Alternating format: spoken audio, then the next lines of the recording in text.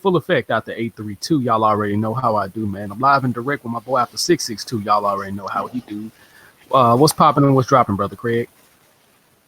Man, not much, man. This is Craig Smith, second born, raised in the 773, relocated to the 901 and was in the 256 for a while. Now I'm back in the 662. So y'all know how I do.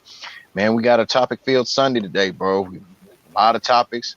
We had a lot of deaths and everything, and I'm gonna come with the quickness on some powerful stuff because we got college football talk, the Jay-Z situation, and other topics Jimmy may want to talk about. And I have, and if I've already said it before, I'm gonna have a heart to heart with the Jimmy J Smooth Network listeners and the Craig and the Let's Draw on Something listeners, because in regards to me, with women, and let's just put it like this: I see why some men talk about what they talk about. And this is gonna be some very powerful shit I'm finna say. And I'm also gonna put my I'm not gonna say my job's name, but also Jimmy J and I, we talk about people at jobs. When we're not talking about FedEx job, but it was a current situation in my job, and I got some very powerful things to say in that nature. So let's get to rolling with that. And let me say on this, Jimmy J Smooth Network, along with Let's Draw on Something, has been brought to you in part by Trey Style Customs and Designs. There's nothing he cannot customize. He got your NBA, NHL, NFL, MLB, and MLS needs, along with family union shirts and any type of graphic t-shirts you need. Hit my boy up, Trey Murphy, on Facebook at Trey Murphy, or also you can give him a call at 901-364-3698. He accept payments through Cash App and PayPal. And also, shout out to Sherbert Ratliff, my girl here in Memphis, on her new shop, Limitless Naturals. There are no limits to bringing your hair back to this natural way. And you all can hit her up on her Facebook at Sherbert Ratliff. So, let's get the show on the road, Jimmy. What's popping and what's dropping, man? There's quite a few topics I want to discuss. The first topic I want to discuss is former NBA player Sebastian Telfair had been sentenced to 3 years in prison. As a matter of fact, I think they sent him to prison immediately so he can go the sentence off. Because I think he's sentenced to 3, but he could get out within 1, depending on good behavior and stuff like that. But here's what I want to say: New York City, as well as the state of New York, gonna have to change their gun laws. Now, they said he got a weapons case, and they're throwing brothers in jail. One of the fuck shit rules that the New York City or New York State, as well as New York State, got is, let's say I'm from Texas and I have a valid gun permit in the state of Texas.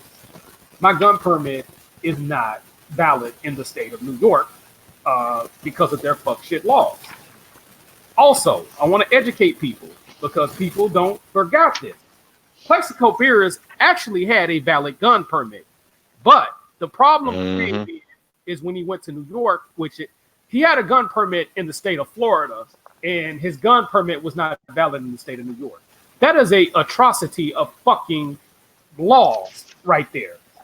They need to change their gun permit laws. Now, I'm going to say this. I'm not going to criticize Sebastian Telfair about going to jail on a gun law, because you got a lot of niggas jump the gun talking about, well, he should have knew better, blah, blah, blah. Man, shut your coon ass up. I'm getting sick of you goddamn talking about niggas should do better. Nigga, you need to do better with your goddamn funky, skunky thinking up in this motherfucker. You know goddamn New York City got fuck shit laws, which I just described to you. Now, again, Plexico Beers had a valid gun permit. It just was not valid in the state of New York, which is some bullshit right there. If I go through all the training to get a fucking gun permit, because before you get a gun permit in the state of Texas, you have to go through in the state of Texas just to get a gun permit. Same thing in Tennessee, same thing in any other state. You have to go through hours of training. You have to verify that you have hours of training, which is hard to fucking do. So the fact that people have to go through all this hell just to get a valid gun permit / gun license is crazy, but it's understandable because we want the right people having a gun. We want the right people being able to protect themselves and protect their family. which is why I'm not criticizing Sebastian Telfair. My suggestion to get Sebastian Telfair, when he gets out of jail, he needs to go to another state, because I don't know the details, because the fuck shit that goes on in New York. And to be honest with you, with all the bullshit that's been going on in New York City, people need to be armed out there. I mean, it's crazy as hell. So my thing with Sebastian Telfair, I hope he gets out sooner than what he's sentenced to, man. And hopefully he just needs to make a move and go and get the hell out of the state of New York. So what is your take on this? I agree, because when you guys shared it on the Sport Talk and Entertainment group on Facebook, he said he's gonna be serving a 3.5 year sentence. I said, hell, he'll probably do 6 months to a year. He probably won't do all that shit and just do the rest on the supervised probation. But I do agree. He does need to get on out of the state of New York. Let alone he need to get away from the East Coast. He need to do his research. Hell, move to somewhere like Maryland or Michigan, or hell, move to the Chi if he won't. Move further south. Or if he won't, he can move further east. He can live up there in Toronto or whatnot. I mean, but yeah, New York does have some little fucking every state got some fuck laws, Jimmy. I mean, no doubt. The state you live in now is classic for some. And to quote Florida Senator Alcee Hastings, Texas is a crazy state to begin with. But he went on record and said Florida is just as fucked up with some laws more than anybody. Right. Let's see what else. Mississippi and Tennessee got some old fuck shit laws. Well, not as much as Tennessee, but Mississippi does have some fucked up laws. Illinois, I will admit, they had some fucked up laws, but they got some that's strict as hell. Yeah. Like the rape law, it's automatic 20. That's an automatic 20 to life. That's automatic. Yeah.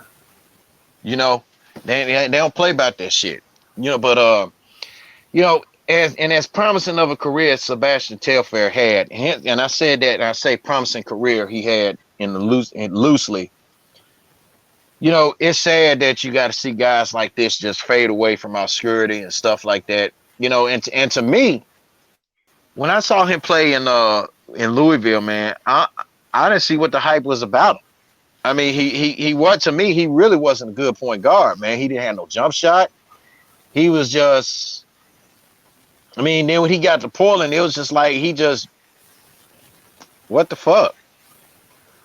Yeah, I mean, when you're coming out of the state of New York, or coming out of New York City, the top player out of New York City or the state of New York or whatnot, we're talking about the mecca of basketball. So a lot of those guys are going to be overrated. I mean, even if you're coming out of the New York metropolitan area, if you're a top guy out of the New York City metropolitan area or the New York City area, you finna be hyped up. I mean, it is what it is. So I mean, with Telfair, he should have been focused as opposed to letting the hype get to him, because that's a major problem with people from New York, is they let their egos hype them up too much as well. So I think that's what happened with Sebastian Telfair. I think he could have had a way better career if he hadn't succumbed to his own hype. Yeah, and I'll tell you who's a victim of his own hype too, but he was just a jackass. Stephon Marbury. I mean, well, but you know what? Stephon Marbury makes a case for Hall of Fame, though.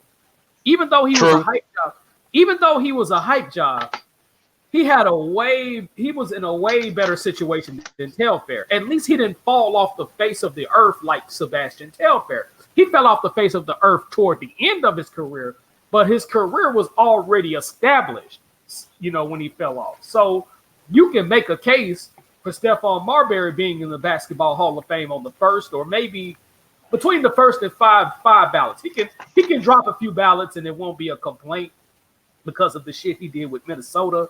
You know what I'm saying? And Kevin Garnett, which he should have. If he had stayed at Minnesota, they would have been competing for a championship. They wouldn't have won it, but the way the management was and the fuck shit Kevin McHale was doing, they would have at least competed at the level. Stephon Marbury thought too selfish was too selfish. Mm-hmm. To get the big money with New Jersey slash now the Brooklyn Nets, which I understand. Yeah, but see, well, you forgot he went to Phoenix. You know, he went to Phoenix and had played on some damn good Phoenix teams when he had Amari Stoudemire. Yeah, but with I agree, but with Minnesota, he was there. He was in there like swimwear. But the thing is, he was just too selfish. He wanted to be, because everybody knew Kevin Garnett. That was Kevin Garnett's team. Even though Tom Gugliotta in the first two or 3 years was the leading scorer of the team, everybody knew that was Kevin Garnett's team. And even Gugliotta came out and said, "This is Kevin Garnett's team. He's going to eventually have to take the wheels and take over." Because basically, Gugliotta was the guy that was holding everybody down. He was the leading scorer for the first 3 years.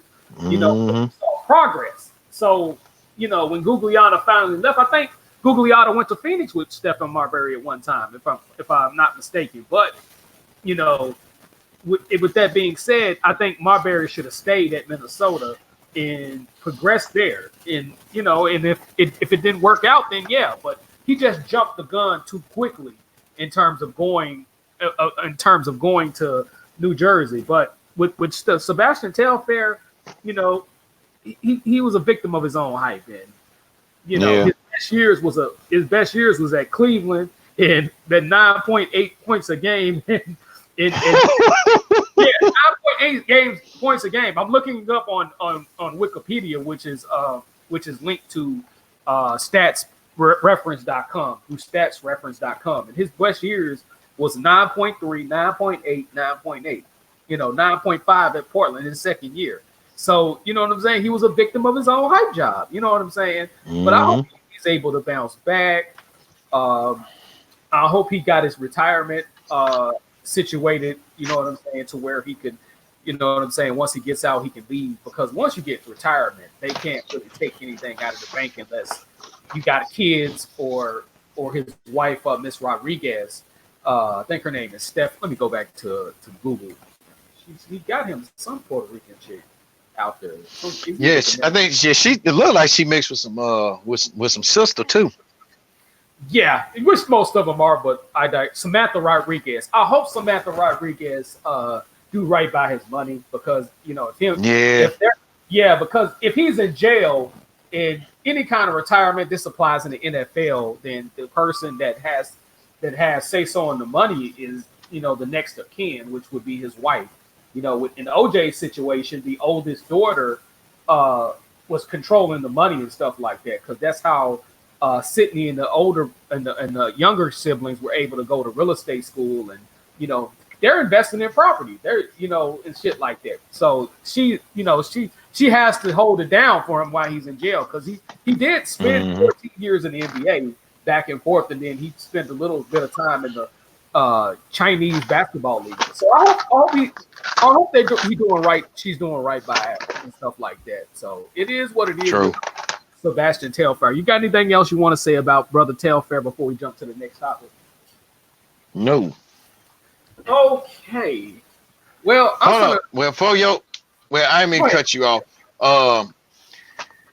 The DeMarcus Cousins thing, man. Jimmy, you and I, we stayed giving him benefit of the doubt most of the time on a lot of shit. But what's that Boys to Men song? This is the end of the road for him, dog. Yeah. I mean, he tore his ACL in practice, and then 2 weeks ago, he out playing basketball in flip-flops on concrete with John Wall. And you want to know what him and John Wall have in common? Mm-hmm. They still recover from Achilles injuries. And they playing basketball on fucking concrete. And then, like, shout out to Ticket TV, by the way. And he said that DeMarcus is playing basketball on concrete with some fucking flip-flops on. Man, he need his ass whooped for that, bro. Because you fucking up the church's money, in the words of Bernie Mac has said, man. Because this dude is just really, it looks like ain't nobody finna fuck with him after this. He's gonna probably have to play in China some goddamn where. I mean, I gave him the benefit of the doubt. I don't think, and I still don't think, the Golden State Warriors should have paid Draymond Green that $100 million Hell contract no. over Boogie. But Boogie, this is some stupid shit on your end. I can't co-sign what you just did. Now the thing is, he didn't get hurt. He didn't get hurt doing that dumb shit on the concrete. He got hurt in practice. Right. But still, this is the end of the road for this dude, pretty much, man. Unless he can, inject some tranquilizers and to get his shit together, man. This is it for this dude, man. Like Huey Lewis in the news said, this is it, man. So, goddamn, man. Goddamn. Shit, this is fucked up. Mm-hmm. It's absolutely fucked up, man. So it is. It's crazy, man. It really is, bro. I mean, but this the end of the road for him. He had a birthday about a couple days ago. I can't believe he's a Leo. So, damn. Yeah, some of your greatest basketball players are Leos. Magic Johnson, Wilt Chamberlain. That's just to name a few. It's quite. I mean, that they typically are Leos, Aries, and Aquarius for the most part. You know what I'm saying? Some of your very greatest. You can tell he's real hard headed as fuck. So it's like one of those things that's one of the downsides of them. They're very wise people, but they can make some shitty decisions when they're not on their P's and Q's in terms of wisdom and shit like that. So it's just a bad situation for Boogie. But damn, dude, you brought a lot of this shit on yourself on this one. So I can't co-sign this shit. In unfortunate news, man, Nancy Parker of New Orleans, she's a news anchor, local news anchor, been there for many years. She passed away. She was on the plane with a stunt pilot. She was doing a news story with a stunt pilot, and he lost control of the plane and it crashed. And a lot of people from New Orleans, from Drew Brees to how to cope. She worked at Fox 8 for 23 years, and she does not look. She does not look 53 years old at all. You see the picture of the beautiful. Bro, I saw went back like in when she first started. Ooh wee. Yeah. Ooh wee. And she covered the Hurricane Katrina thing because she was the one person that's had to stay there because of her job. And a lot of people, she went out in the community and stuff like that. People were saying some great things about this woman. It's just so unfortunate. She was doing her job and she lost her life doing her job. Unfortunately, man, that's just sad right there because right. And then he's one, and then the guy she died with, he was one of the few black pilots in terms of air shows and stuff like that. He's one of the people out there, and the guy was doing it for many years. It just all it takes is one time to make a mistake, and and it could have been engine malfunction. I don't know the details on it. We just know that the plane crashed, unfortunately for them, and she ended up passing away. But she left behind a husband and 3 children, and that's just so unfortunate, man. I can't even just put words. Man, I can't either. But one of my Facebook friends, she's from New Orleans, and said that Nancy kept it real on a lot of her shit, man, on her video. But one of their best. All I can say is, I don't know much about her, but stuff, until now, what you told me. But all I gotta say is, New Orleans has lost one of their best, and and happy, and my thoughts and prayers go out to her husband, and her 3 kids. So. Yeah, and the thing was, a lot of her colleagues had to hold back tears during the newscast because it was just so they were in shock. You know what I'm saying? And like I say, man, that is just unfortunate for New Orleans. She won 5 Emmys in her local news market, man. And like I said, I just came back from New Orleans a couple of months ago, and I was there for a weekend trip and stuff like that. So I saw her name, I Okay. saw her face on the billboard out there in New Orleans, because New Orleans is a very small area. It's only like 165 square miles. It's more water than it is Right. anything. So it's crazy though. But my thoughts and prayers to the family as well as her news colleagues and stuff like that. And people had nothing but great things to say about this woman. You a good person when people don't have a single solitary negative thing to say about you. No, because there's a lot of people. We from Memphis / Chicago in your case, and people die and people still be talking about motherfuckers. But in this case, they not doing that with this woman at all. At all, they're like, that people are shocked. It's a shocker to everybody that she passed away. So rest in peace to the Parker family, as well as the Fox 8 crew out there in New Orleans as well. Right. Another person that had passed away on us is former boxer Jose Napoles. He's originally from Cuba. He was a Cuban defect. He holds one of the longest reigning undisputed or unified title holding. He had 17 title holdings as an undisputed champion / unified champion. Only Muhammad Ali had more title defenses than he did as a unified champion than Jose Napoles. And only one person is even close to his record, and that was Tito Trinidad when he was at welterweight. He had 16 title defenses at welterweight. So my thoughts and prayers go out to the Napoles family as well. Also Mexico, because he defected to Mexico, and he was one of the first guys that really represented Mexico. He was on mostly undercards of Muhammad Ali, undercards for many years and stuff like that. And he really brought a lot of Mexicans, even though he's a black Cuban and stuff like that, and defected. He brought a lot of attention to Mexican boxing out there. He also spiced up the Mexican versus Puerto Rico rivalry in terms of boxing and stuff like that. Even though he represented Cuba, you know what I'm saying? Like I say, the Mexican crowd got behind him because he was one of the few guys out there that was really representing that country and stuff like that. His last fight, he lost in a real situation to where his eyes closed up. He knocked the dude down in the first round. I think his name was Billy Back.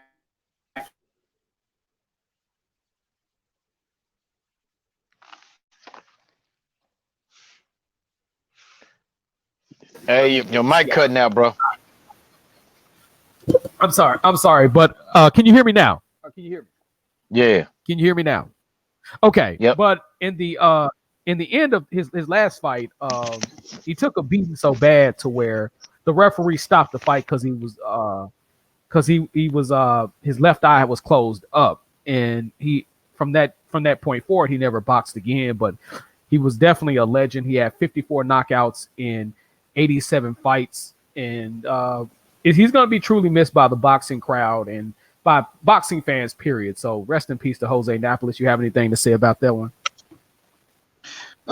That's all. I mean, because been hit with deaths all of a sudden. I never heard of this guy, the Jose dude. I never heard of him, but I gotta get caught up. Huh? Yeah, it's one of those guys you have to really be a true boxing fan to hear about him. I mean, non-casual guys, the real close boxing guys, heard of him, but I wouldn't expect you to hear about a guy like that because, like I say, he came in an era where the lower divisions, anything under middleweight was not is the attention on those fights at under middleweight, even heavyweight wasn't. You didn't have a lot of attention. Of course, you had guys like Carlos Monzon. People knew who he was. Marvin Hagler, you knew who the hell he was. But because the lower weight divisions really didn't get cracking. Outside of Sugar Ray Robinson, I can't take that away from Sugar Ray Robinson. People heard of him, but it really didn't get truly cracking until Sugar Ray Leonard came around. You know what I'm saying? And that's what really made the divisions outside of of heavyweight really relevant and shit like that. But it's definitely rest in peace to that brother and shit like that. So it is what it is, man. Another death that's unfortunate. We just heard about this shit. Yeah, Cedric Benson. Yeah, we just heard about this just before we got online. He died in a motorcycle crash, and that's the reason why I don't fuck with motorcycles. I just don't fuck with them. Right. Because even if you wear a helmet, the fact that your body is that open, and I'm just learning how to drive, and I plan on getting my license this week. If not, I gotta wait a whole another couple of weeks. But I don't fuck with motorcycles. I never did, probably never will. You know what I'm saying? It's just too much shit go on with motorcycles, and I'm like, what is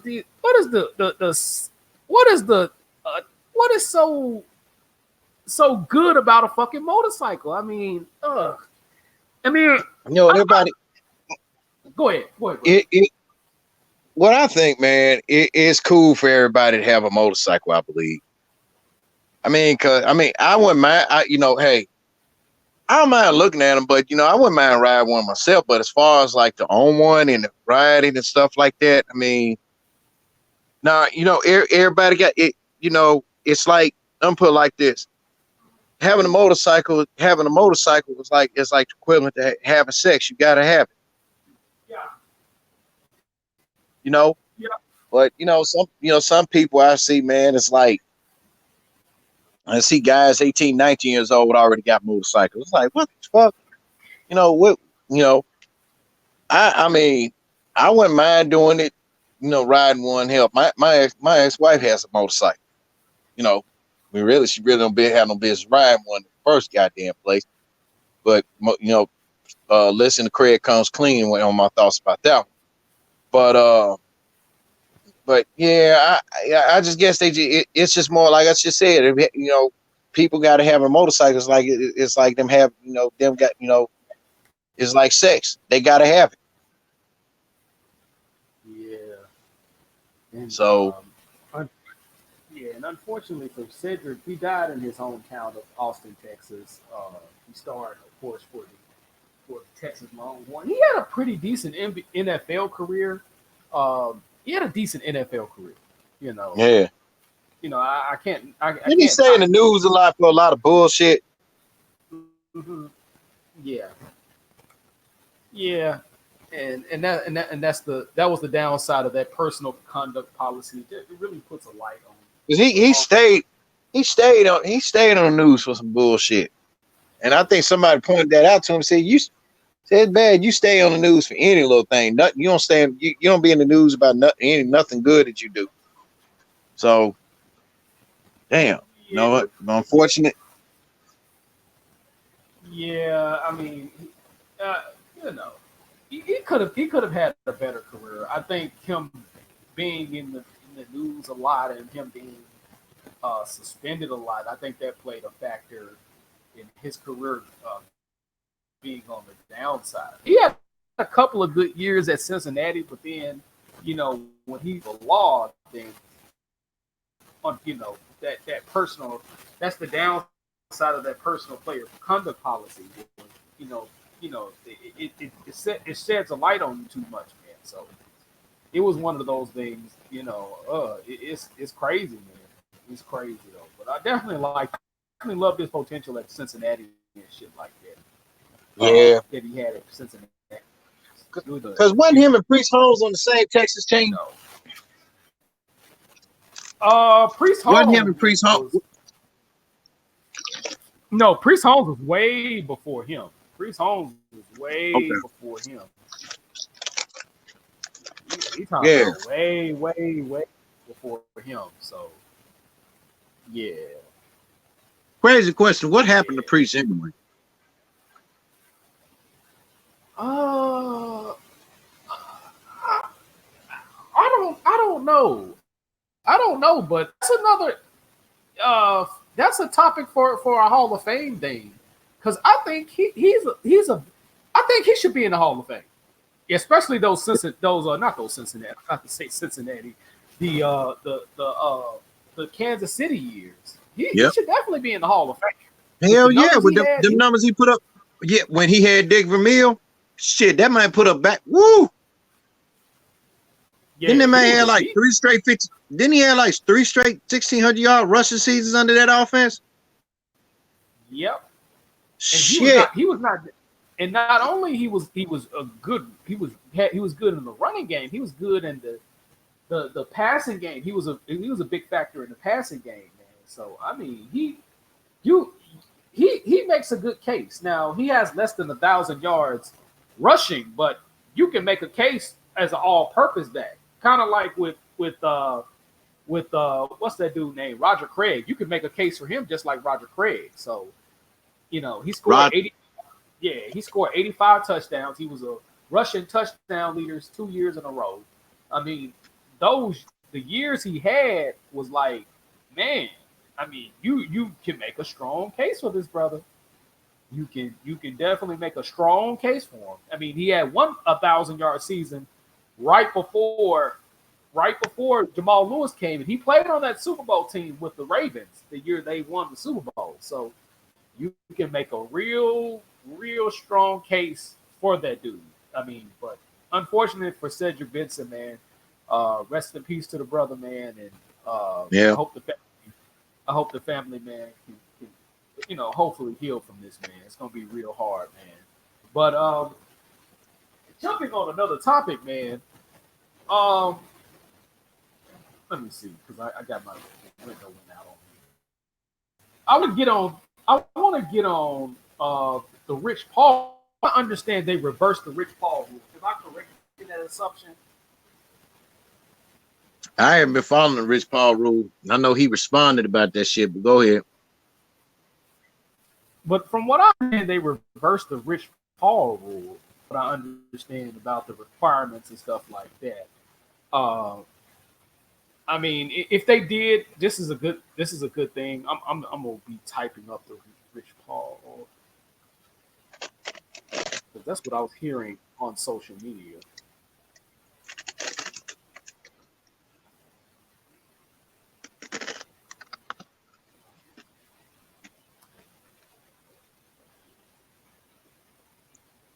As soon as the thing come up, I'm gonna.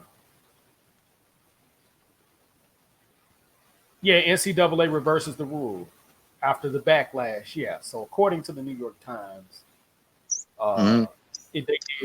they did reverse the rule, and that's a good thing. It's very discriminating as hell.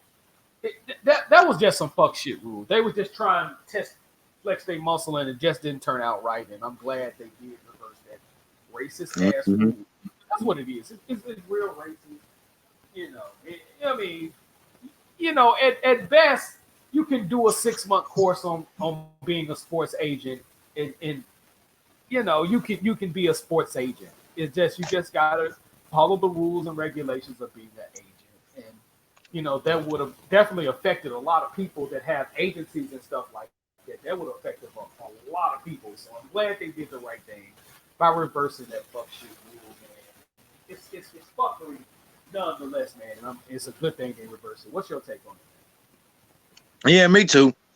And in fact, when they did implement the shit, I said, yeah, they're gonna reverse it.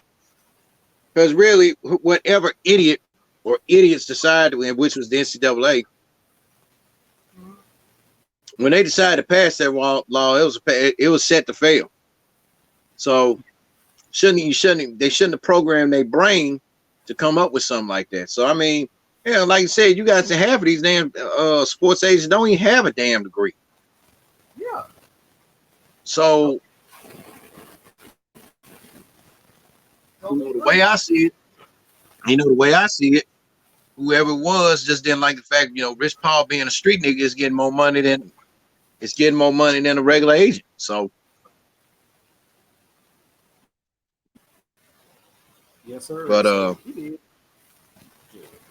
it is what it is. Now, we're gonna go to the NFL Hall of Fame, and we're gonna. I want to address something about the Hall of Fame, because we're gonna do a multiple part series.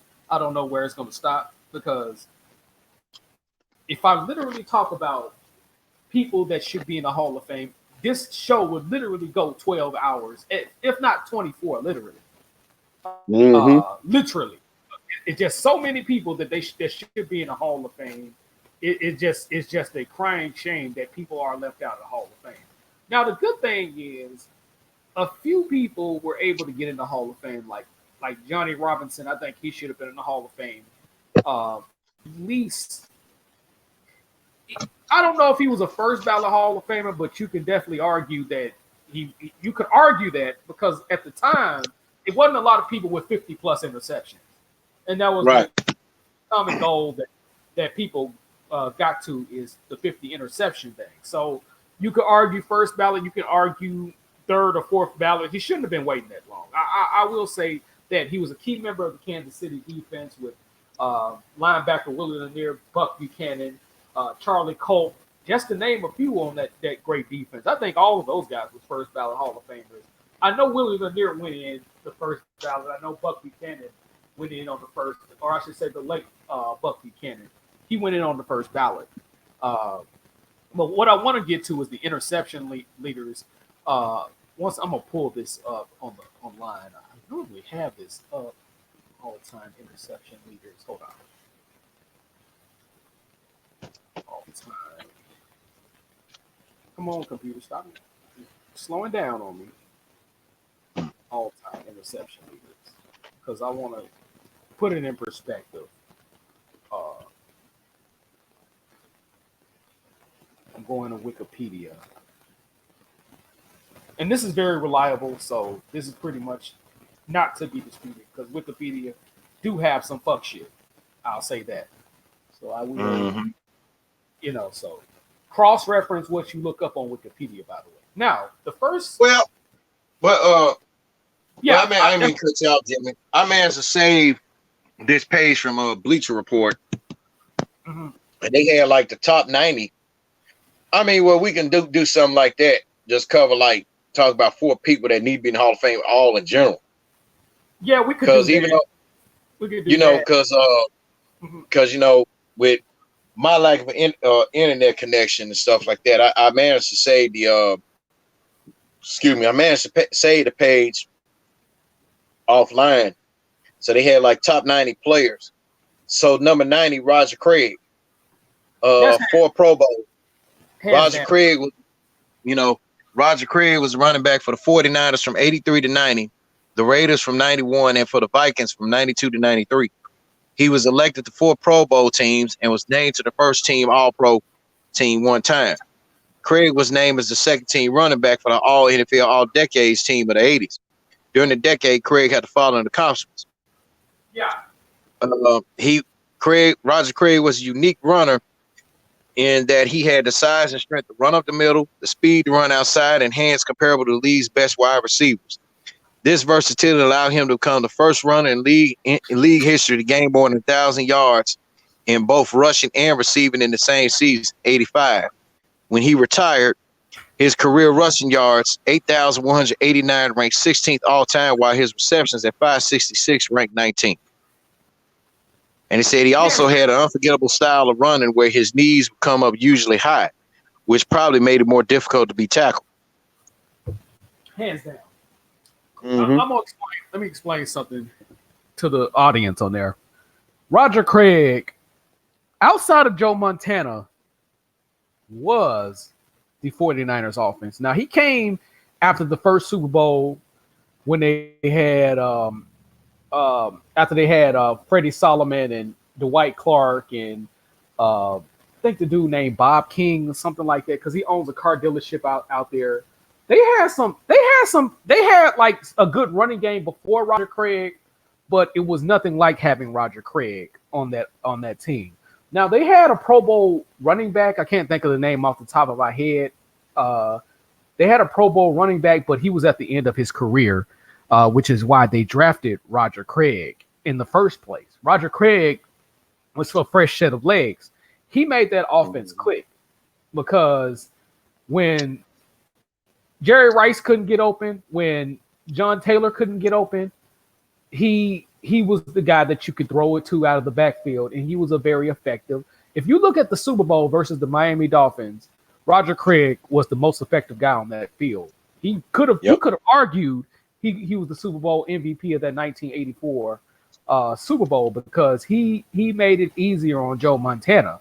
For Joe Montana to have a third receiver in the backfield. You know, Montana used all of his receivers, but it was nothing like Roger Craig. And not only that, Roger Craig mentored Jerry Rice when he first came on the team. People don't realize that. He mentored Jerry Rice. You know what I'm saying? He was like, man, you doing good. It was kind of like a situation with Charles Barkley and Moses Malone. The late Moses Malone. He was like, hey, I know you're from Mississippi. I know you're the best thing out of here, but there's some things I want to show you. You know what I'm saying? To make you a better wide receiver. And that worked. Roger Craig should have been a first ballot Hall of Famer. And the fact that he was not a first ballot Hall of Famer explains that the Hall of Fame is full of goddamn shit.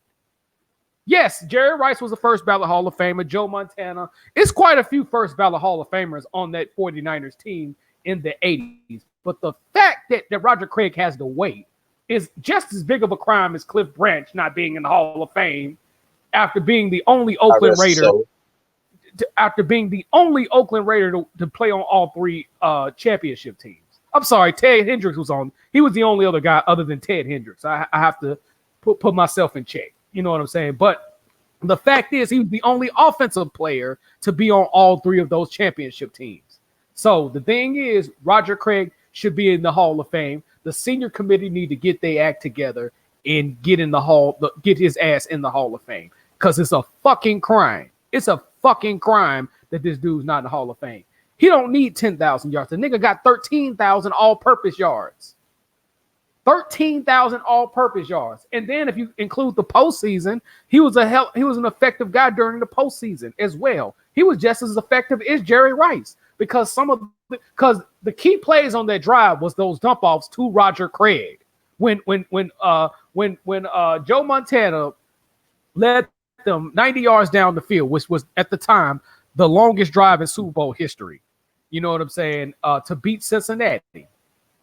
You know what I'm saying? Roger Craig had key receptions to make that offense work. His little dump offs ran the clock down.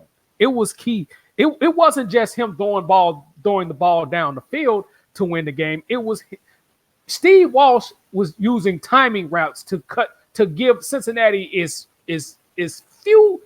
little time as possible because that Cincinnati offense was effective. They scored the only touchdown they scored was off a kickoff return. Hold up, back up. You said Steve Walsh? I meant Bill Walsh. That's what I meant. Bill Walsh. You know how it is. You know how I am. But Bill Jimmy Walsh. Excited, yo. Are you there? Yeah, I'm here. No, I say I was letting the audience know. I said Jimmy getting too excited. Yeah. Okay.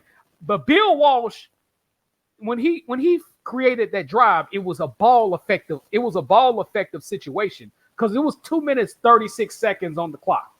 You know what I'm saying? And he threw the ball. He used those dump offs to Roger Craig to make the offense effective and to make as short time as possible. He wanted to give Cincinnati as little time as possible because it was a game similar to that in the regular season that Cincinnati had. They threw a touchdown right down the field and they won the game. So he wanted to give them as little time as possible. Bill Walsh understood that, and Roger Craig was a key member of that offense. So it is a goddamn crime that this dude was not a first ballot Hall of Famer. And I want to see him get in the Hall of Fame. At least I want him to live to see him getting the Hall of Fame because I don't know his situation psychologically because there's a lot of old school guys that got CTE and shit like that. I hope he doesn't have that problem. I know he's doing good on the business front as well. He got a car dealership, of course, a couple of own lakefront property out there in the Bay Area. So I want to see that guy get in the Hall of Fame. What is your take on that, brother? I agree with 1%. Hell, he should be her first ballot Hall of Fame shit this year, or the year before. And matter of fact, the year before last, he should have went in with Brian Dawkins and Randy Moss. Yeah, because I'm gonna tell you something. All these little punk ass running backs these days. Now you got some good ones out there. They don't. These players today. They refuse to study some damn film. Little you know it or not. Randy Moss, hey, sometimes the younger him admitted he didn't like studying film, but he had to watch it, so he know what he needed to do. Got echo. Yeah, that's just the fucked up system in there. But I ain't mean for the echo to happen. But that's why Chris Carter got on his ass. If you notice, one thing Chris Carter had right, I have my criticism. He made that motherfucker watch film. He man, you know, hey, because Chris Carter kept it real with him. He was like, hey, you did a good job, but you got to watch film on that because you got all the speed out here, man. You got, you know, because Chris Carter was never a fast guy. He was a possession receiver and the top 10 touchdown guy as far as touchdown receptions. But he got on that man's helmet, man. And I felt, you know, the Minnesota Vikings did him a disservice when they you know, released Chris Carter, because I think Chris Carter would have had more touchdowns than what he had they not released him so early and shit like that. And then when he went to Miami, the man had 1,000. He had over 1,000-yard receiving season. Yeah. Oh yeah, man. So they did him a real disservice over there at the Vikings and shit like that. They did Randy Moss a real disservice. So it is what it is. I thought it was Chris Carter, dude. So Chris Carter, that's what I mean. Chris Carter, that's what I mean. Damn. All right, 89. Yeah. I'm pretty sure this dude in Kurt Warner. He had 4 Pro Bowls. Kurt Warner, the quarterback for the Rams from 98 2003. Yeah, he's in. He's already in, actually. Okay. He was in a couple of years ago. Okay. Well, okay. Kurt Warner's in. I don't have to read more on that. Larry Grantham, 5 Pro Bowls. Larry Grantham was a linebacker for the New York Titans and the New York Jets from 1960 to 72. He was named to 5 Pro Bowls and the 5 first-team All-Pro Bowls in his career. The ProFootballReference.com website for Grantham shows that he had 24 interceptions during his career, but a number of his other key stats seem incomplete. Yeah, and you're talking about a linebacker. We also got to take into account, even though the NFL was founded in 1920, which next year they will be celebrating their 100th anniversary, if they're not already celebrating it this year. But interceptions was not counted until 1940. So we don't know the actual stat before 1940 because they didn't keep record of the interception until 1940. So we do know that as well. So it could have been a lot of people getting interceptions, but they didn't throw the ball a lot either in those days either. So it's, you know, the record could be far extended, just like they didn't keep up with sacks as a statistic until official stats until 1982, but it was kept as a record in 1960. Teams had their own kept their own record of sacks in 1960.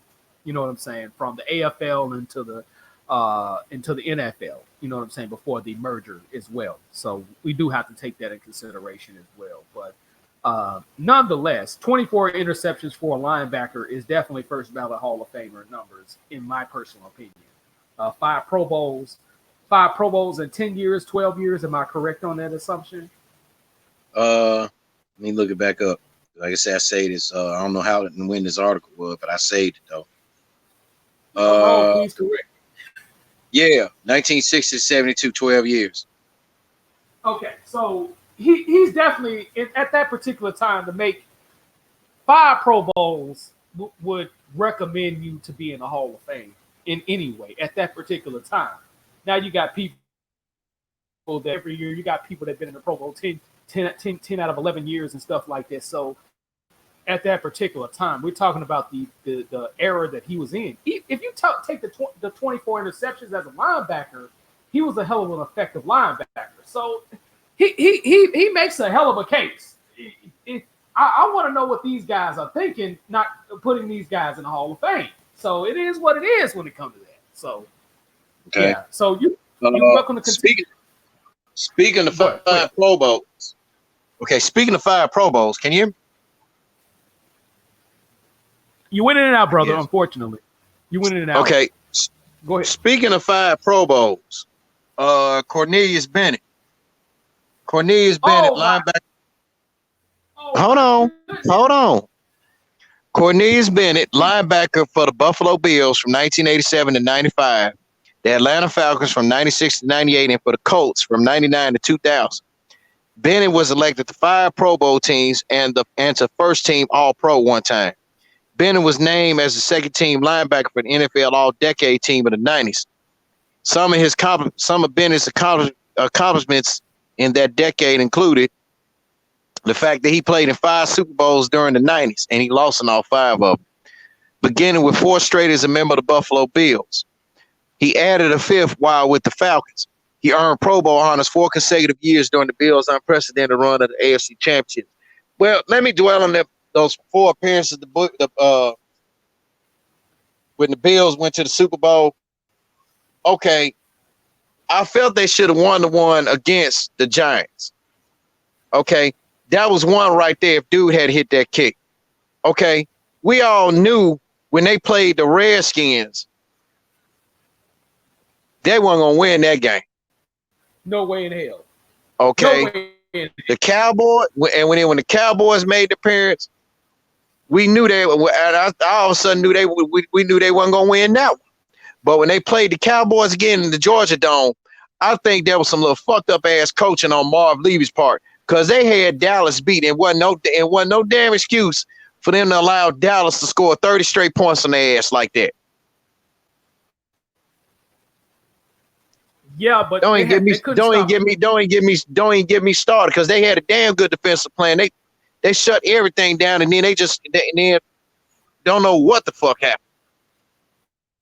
So you gotta fault coaching on that shit there, man. How out of here you gonna have a 13-0 lead on Dallas, and you basically ran this with the same game plan that the Giants did against the Bills. Basically ran with the game plan the Giants did on them. You let Dallas score 30 straight points in your ass? Come on, man. Well, Emmitt Smith saved their ass because Troy Aikman was having a bad game as well. It was really Emmitt Smith that beat him. But that was more in the second half because that's the reason why he got the Super Bowl MVP. But I'm in total agreement with you. They should have won a Super Bowl. Out of them 4 appearances, they should have won at least 2. Yeah. Now, what I will also say, and this is on a personal level, I think one of the reasons why they're keeping him back because he caught a sexual misconduct case. Who, Cornelius Bennett? Yeah, up in Atlanta. He caught a sexual up in Atlanta, unfortunately. And he had to retire in 2000 because they found he had signs of CTE. Because he was one of the first people that the African guy found signs of CTE, which a lot of people don't talk about. And they said, that was covered in that Will Smith movie. Yeah, and it played a factor in that particular situation. You know what I'm saying? That played a factor. He was losing a step even in the Atlanta days because he was a key member of that Atlanta team, but he was losing a step at that particular time. And I'm not making an excuse for sexual misconduct. People shouldn't do it. People shouldn't do it, but the reason why they didn't throw the book at him because they found CTE in his brain. That was one of the reasons why they didn't throw the book at him in that particular situation. So in that case, I'm not saying this dude was not a first ballot Hall of Famer. He was a key member. If you take away his personal issues, he was a first ballot Hall of Famer, hands down. He was a key member of that Buffalo Bills defense, along with Bruce Smith and the rest of those guys. He was a key member. He's already in the College Football Hall of Fame, and he was known as the person that leveled Steve Berline in the sack play versus Notre Dame versus Alabama game of 1986. He had 21 sacks coming out of Alabama, and at the time, he was the all-time leading sack guy as well. But if you look at these numbers, Cornelius Bennett had 1,190 tackles, 71.5 sacks, 31 forced fumbles, and 27 recovered, and 7 interceptions. 7 interceptions. If that ain't first ballot Hall of Fame numbers, you motherfuckers is smoking crack. Let's just keep it 1,010. If that ain't first ballot Hall of Fame numbers, you motherfuckers is smoking crack. Shit. They ain't smoking no crack, they smoking something else. Exactly, because he was up there with the Tippets. He was up there with LT. He was up there with some of the better 3-4 linebackers out there. Andre Tippett and LT. And LT, by the way, was a steroid abuser, what a lot of people don't talk about. You know what I'm saying? We already knew that. Yeah, he was a steroid abuser. They kind of slick covered that in Any Given Sunday. Yeah. Remember that movie? Yeah, the thing was the type of steroids that he used, it wasn't detectable. It is now, but at that time, he was smart about it. He didn't. It wasn't detectable, and I think they would have kept him out of the Hall of Fame if they had caught it. The shit that Lyle Mateo was taking was detectable and shit like that. And he you know, like you say, they covered that in Any Given Sunday. But Cornelius Bennett should have been a Hall of Fame, hands down. First ballot. No more. No. He should have been waiting no more than a second ballot. He shouldn't have been waiting this long. I mean, but I think they're using that case against him to punish this dude, which he should not be punished for that. You know, like I say, he's got brain damage. You know what I'm saying? Not making excuses for him, but they did find that. You know what I'm saying? So he should be in the Hall of Fame. I hope he doesn't die before they actually put him in the Hall of Fame. So it is what it is. Continue, brother. All right, because right now we're covering 90 through 80. Number 86. See if this dude in. He also had 5 Pro Bowls. Hardy Nickerson. I say yeah, hands down. Okay, hold on before you get excited now. Nickerson was a linebacker for the Pittsburgh Steelers from 87 to 92. Tampa Bay from 93 to 99, Jacksonville from 2000 to 2001, and the Packers for 1 year, 2002. Nickerson was elected to 5 Pro Bowl teams and was first team All-Pro twice. He was named as the second team linebacker in the NFL All-Decade team of the 90s. His accomplishments included the fact that he was named to 5 Pro Bowls during the decade, including the last 4 of the 90s. He was an integral part of the Buccaneers defense and helped their team to an 11-5 mark in 1999 and his first division title since 1979. That's it. And we got another guy that should be considered for Hall of Fame. He had 5 Pro Bowls. Carnell Lake. Carnell Lake played safety and cornerback during the NFL career. He played for the Steelers from 89 to 98, the Jacksonville Jaguars in 99, and the Ravens in 2001. Lake was named to the Pro Bowl 5 times and first team All-Pro 1 time. His accomplishments included the fact he played on 6 AFC Central Division championships in that decade, 5 with Pittsburgh, 1 with Jacksonville. And he was a big reason for the Steelers' run to the Super Bowl 30 during the 95 season. He earned All-Pro honors twice and voted to 5 Pro Bowls in the 90s. Lewis Wright. Yeah, hands down that Carnell Lake should be in the Hall of Fame. I think he should be, based on those numbers. Hardy Nickerson with 1,500 tackles, 21 sacks and 12 interceptions. He should definitely be in the Hall of Fame as well. Carnell Lake is definitely hands down, and Hardy Nickerson, those are definitely hands down picks. You know what I'm saying? Mm-hmm. Okay, number 84 was Lewis Wright. He was a cornerback for the Denver Broncos from 1975 to 1986. He was named to the Pro Bowl 5 times and was first team All-Pro twice in his career.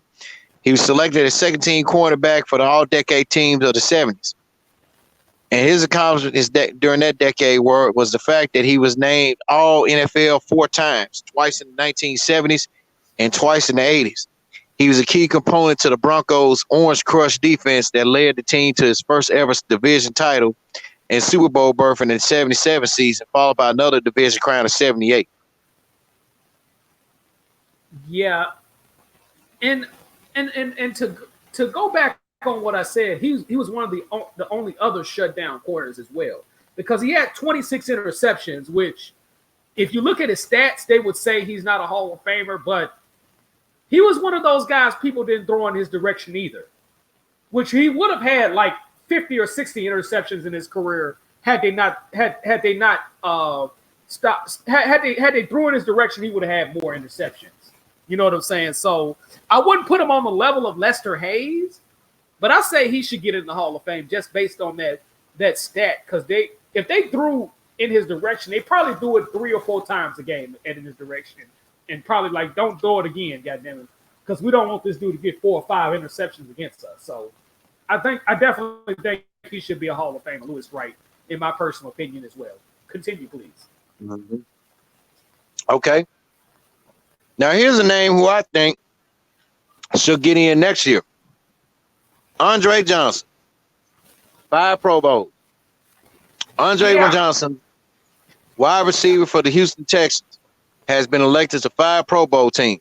Has been named first team all team twice so far in his career. I want to say this is an old article, but yeah, he should be considered Hall of Fame, no doubt, because it said he led the NFL in receiving yards in 2008 with 1,575 yards, and then the following year, 1,569 yards. His average receiving yards per game led the NFL 3 times, 2007, 2009, 2010. And he led the NFL in receptions in 2006 with 103 and in 2008 with 115. Hell yeah. But see, you also got to understand the offense that he was able to get that shit in under too. Gary Kubiak. Gary Kubiak ran one of the best West Coast offenses, but that fit that team, man. Yeah. So see it. Hey, I also want to speak on a personal level with Andre Johnson. Andre Johnson literally went to church within walking distance of where I stayed up in Fifth Ward. Wow. He not only that, he barely went to church. No, he went to church down the street. Barely. I'm talking about within a walking distance. It's a very close walking distance from where I live, because I stayed on a street called New Orleans Street. The church was on a street called Lyons.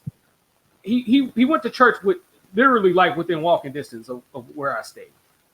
I could walk. Okay. It's no more than a couple of walks from me. But not only that, when we went through the hurricane out there, he was one of the guys that provided shelter as well as food and clothing for people in Fifth Ward.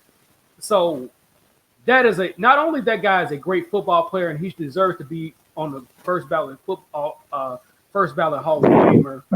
He should get accolades for his works in the hurricane hurricane.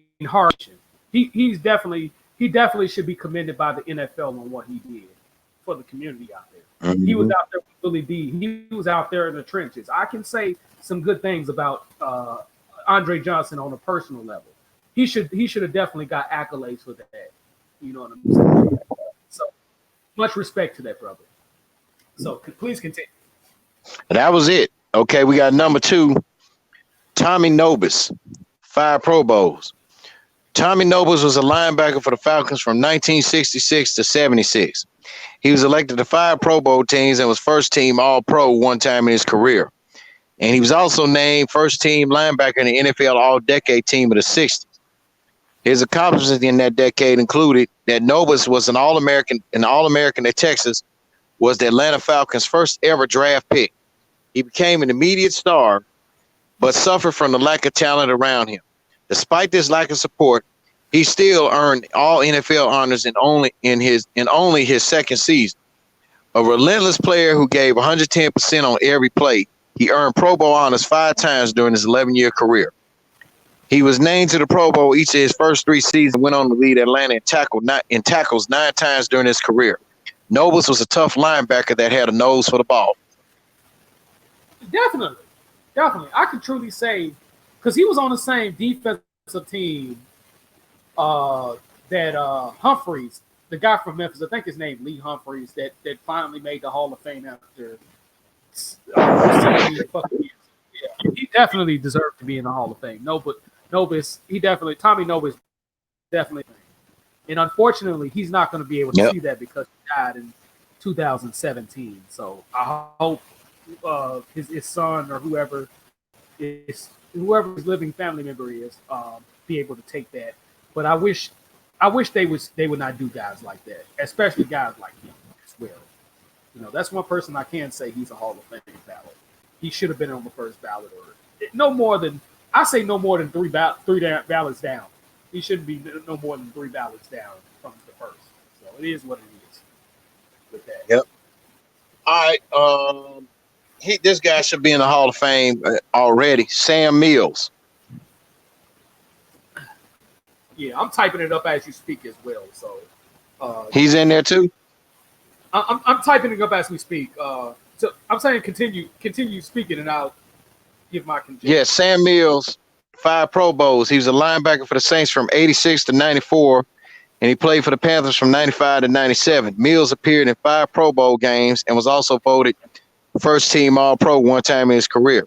He was capable of making big plays on defense. Over the span of his career, Mills generated 20 and a half sacks, 11 interceptions, 22 forced fumbles, and 23 fumble recoveries. He made 1,142 tackles and came up with 123 assists during his career.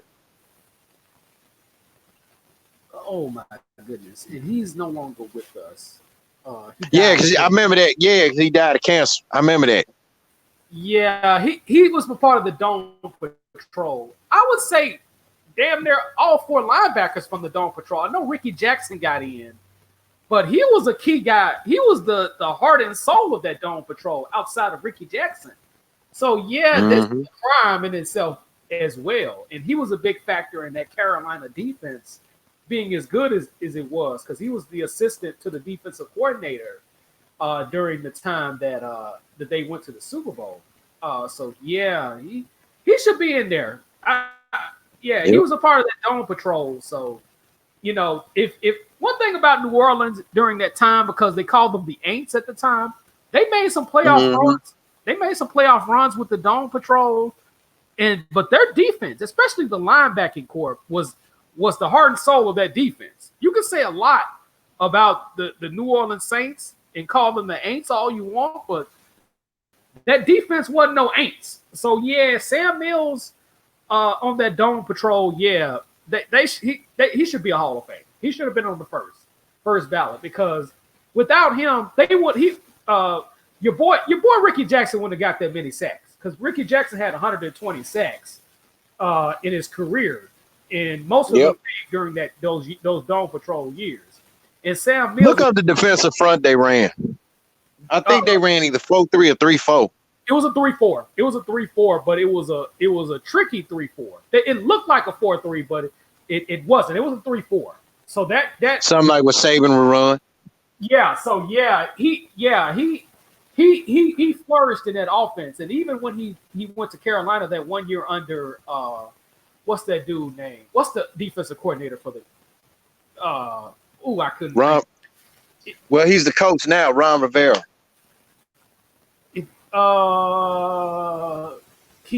That's when he was the defensive coordinator. It's somebody else. It's the guy that won the defense. It was a defensive coordinator for the Packers when they won that last Super Bowl. I can't think Dom Capers. Dom Capers, yeah. When he went to Carolina, he was putting as good as ever. And we're talking about out of his prime. Because when he left New Orleans, he was out of his prime, but he still gave 100%, you know what I'm saying, of his effort. So yeah, that's a crime. I'll say that's a crime. That's a highway robbery. Out of Roger Craig on this list should probably be higher, even though he's 90. He should probably be higher. You can make a case for Sam Mills being even higher as far as that should have been there. So yeah, I mean, yeah, the Saints was a first one and done first round team, but you know, those defensive teams gave them 49er teams hell. I'll tell you that. 49ers didn't get Montana and Steve Young had problems with those guys. I can tell you that. So yeah. Yep. All right, and the last one for the day, we're gonna cover number 80. 79 through 70 will be next week. Number 80 is Ben Coates, 5 Pro Bowls. Ben Coates was a tight end for the New England Patriots from 91 to 99 and for the Baltimore Ravens in 2000. Coates was elected to the Pro Bowl game 5 times and was voted in as first team All Pro Bowl twice in his career. He was also second team tight end for the All Decade team in the 90s, and his accomplishments in that decade include Coates was at his prime in 94 and 95 when he earned All NFL acclaim after catching 96 and 84 passes respectively. He was also named to 5 straight Pro Bowls from 95 to 99. His 490 catches in that decade was second only to, take a wild guess. Shannon Sharp. Yep. Yeah. But what the hell? We're going to do a bonus. We're going to do a bonus on this. So we just going to go ahead and get 79 out the way. And he is in the Hall of Fame, but we're going to say who it is. I'm going to say who it is. Charles Haley. Charles Haley. Yeah, but he shouldn't have been waiting that long either. I will say that. He shouldn't have been waiting. Haley played defensive end and linebacker during his NFL career. He played for the 49ers from 86 to 91, the Cowboys from 92 to 96, and back to San Fran again from 98 to 99. Haley was elected to 5 Pro Bowl teams and was named as first team All Pro Bowl twice. If there was such a thing as a Super Bowl quote-unquote good luck charm, the first 2 players that would jump, this is the guy that was writing the article. He said the first 2 players that would jump in my mind were Haley and Deion Sanders. Haley has been a part of 5 Super Bowl championship teams, having won a ring in Super Bowl 33, 34, well, whatever all this shit is. I know he won one at 30, 33, 24, 26, and 28. Yeah. During his career, Haley recorded 101 sacks and forced 26 fumbles.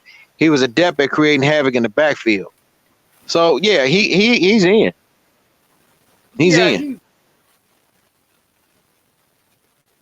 He's in. He's in. Hold on. He's in. Let me go to YouTube real quick. I think he's got a troll.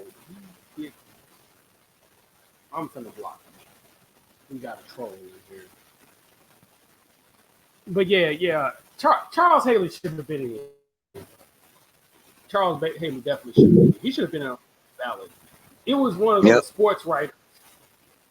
The thing with Charles Haley is it was one of those sports writer ridicule of Charles Haley because he didn't get along with a lot of the media, and that's why that shit got to be shut down in terms of that shit got to be shut down in terms of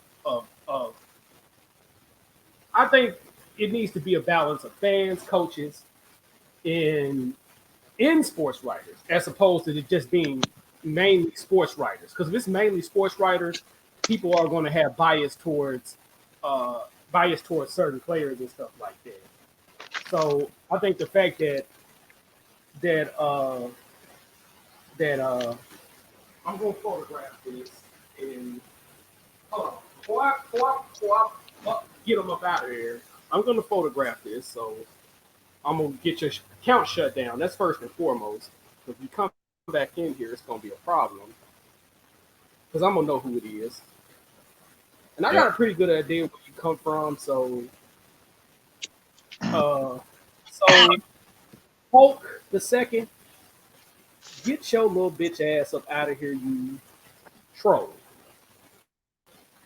You're gonna get hidden. So you can try to add me all you want, but you're gonna get hidden off this channel. So all your messages. Yeah.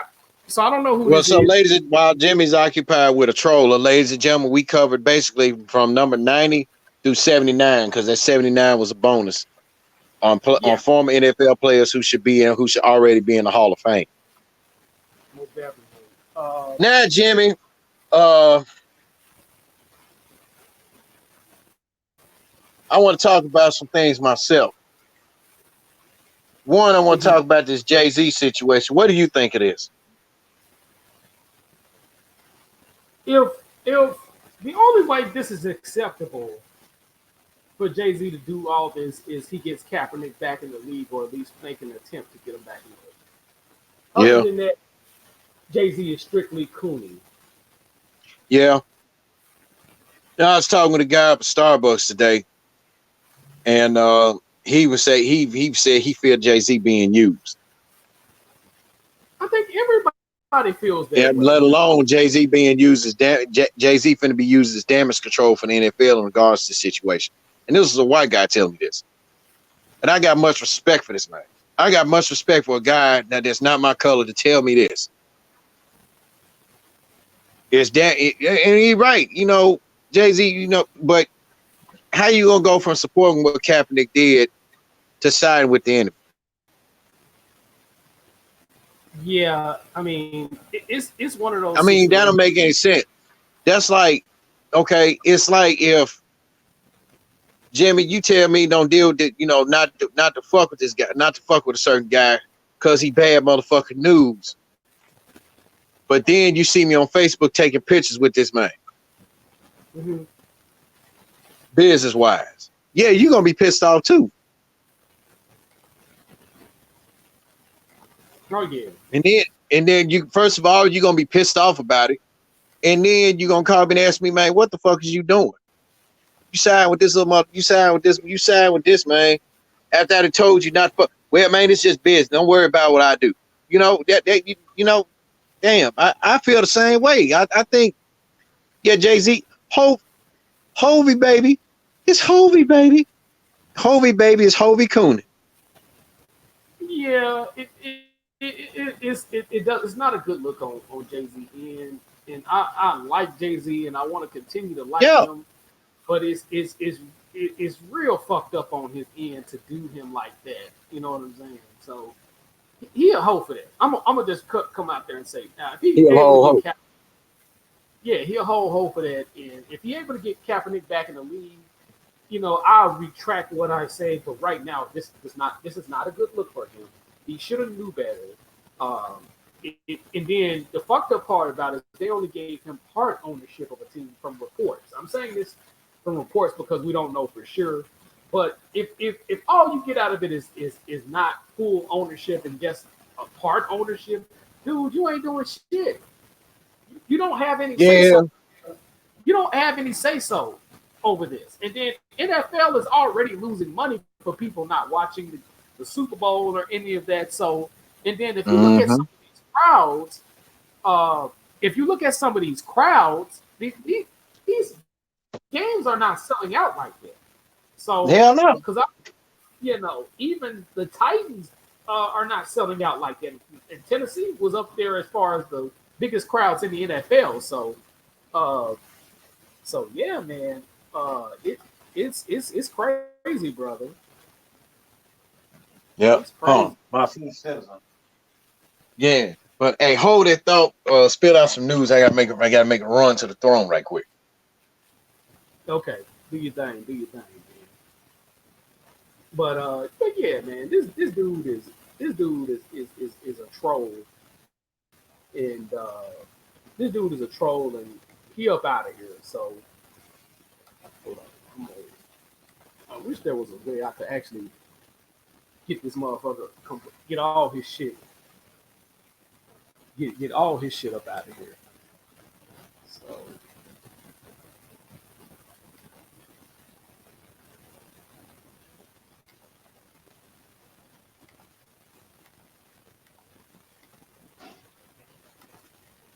Hold on.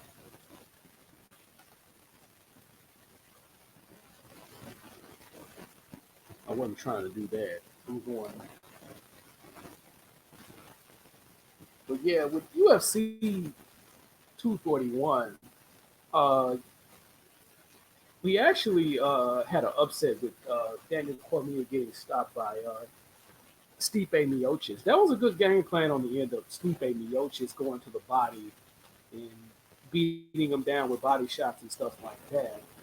And with him getting beat to the body like that, that was the perfect game plan for Stipe Miocic. Hold on, I'm trying to turn this whole down. All right, I'm back. Go ahead. I'm back. Go ahead. But yeah, I think, man, you know, I don't get, I like Jay-Z's music as well, but if anybody, and I refer to it, check out Jamil Hill's article because she made some pretty key points in that, man, and I agree.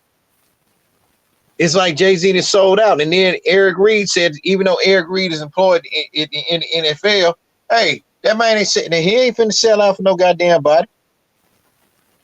Yeah. Eric Reed made a point in his own way by saying, hell, Jay-Z went against the grain, signed with the enemy.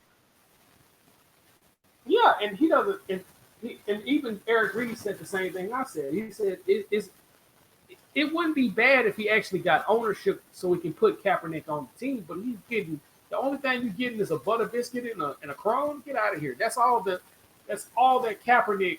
That's all that he got was part ownership. Part ownership ain't shit. You ain't got no say so. And that platform, hold on, and then that platform, man, you could tell that was so damn staged. Got all these staged ass folks in the audience smiling. Even some of our folks sitting there smiling and shit, looking at Goodell and Jay-Z. You tell Jay-Z was a little bit uncomfortable. And then he knew he fucked up. He fucked up because he don't want to say shit. He don't want to say too much enough. Yeah, it was definitely uncomfortable on that end. And Jay-Z should have knew better, man. I mean, you can't sell out your people like that for a butter biscuit, man. And that's all that shit was him being a butter biscuit Negro that he is, and it's uncalled for on his end. That's completely unnecessary on his end. So pass unnecessary, goddamn. And complete. I mean, Jay-Z, you fucked up, Jay-Z. You gotta hold that L, man. You gotta hold that L among your people, man. Yeah, that man. Well, as you say, Jimmy, you gotta hold your nutsack on that one, Jack. Yeah. He going to hold his nuts. He going to hold his nuts plus some. Yeah, tap dancing don't pay, man. You finna have problems. You finna have problems after that, man. So it is what it is. Yep. And a lot of people even talking about it, man. I mean, and it's bad when you have some white people talking about it that listen to Jay-Z's music, it's a problem. Yeah. Man, you know it's a problem. Oh yeah. Yeah, it's crazy, dude. So yeah. All right, now then we're gonna do our little random 14 college football preview. Jimmy and I last week we covered number 1 Alabama, number 2 Clemson, number 6 Ohio State, and Jimmy's new favorite team down there in Baton Rouge, LSU at number 8. So, all right, Jimmy. So pick a number, any number, and that will be the team we'll talk about. Oh shit. We'll pick number 9. Number 9? Yeah. Okay, let's see who got number 9. Huh. I'm getting ready to show you who number 9 is. Go ahead. See it? Let me see. Oregon. Yep. That's what's up. All right, good pick, Jim. The rundown. The big story, the Ducks have their swagger back. Since losing Ohio State in the national championship game 5 years ago, they have averaged less than 8 wins. But with quarterback Justin Herbert back for his senior year, an offensive line among the best in the country, and the program's best ever recruiting class ready to contribute, Oregon is the favorite to win its first Pac-12 title since 2014. Can't miss. A lock to be a top 10 pick after throwing for 3,151 yards and 29 touchdowns. The 6'6", 237-pound Herbert, and we have Willie Tagg for a reason to thank for pushing this dude, came back for a reason. He needs to improve his accuracy on deep throws, which was evident in back-to-back losses to Washington State and Arizona. Still, with his big right arm and surprisingly quick feet, Herbert is the most polished QB in the country. The key question, Will offensive coordinator Marcus Arroyo open up the playbook? And let me say this, if I haven't said this already, pay very attention to when offensive coordinators say that they're gonna open up the playbook. Because if you see the same shit from them every year, they full of shit, and they work y'all ass. They work the fans on. The offensive coordinator infuriated fans in Eugene with conservative play calling in big games. This year's Ducks are loaded at wide receiver, including graduate transfer Jawan Johnson from Penn State and true freshman Micah Pittman. Those additions are even more reason for Arroyo to be more aggressive and imaginative with his attack. The X factor. All eyes on Herbert, or Justin Herbert, the projected number 1 pick for next year's draft. But if Oregon is going to make a run at the playoff, the defense must make huge strides. The Ducks ranked 55th in total defense in 2018 and were most acceptable to big plays. Tony Avalos, the team's third coordinator in 4 years, will run the same 3-4 scheme, but plans on using multiple fronts to apply pressure in hopes of limiting the long strikes. Here's an idea about that.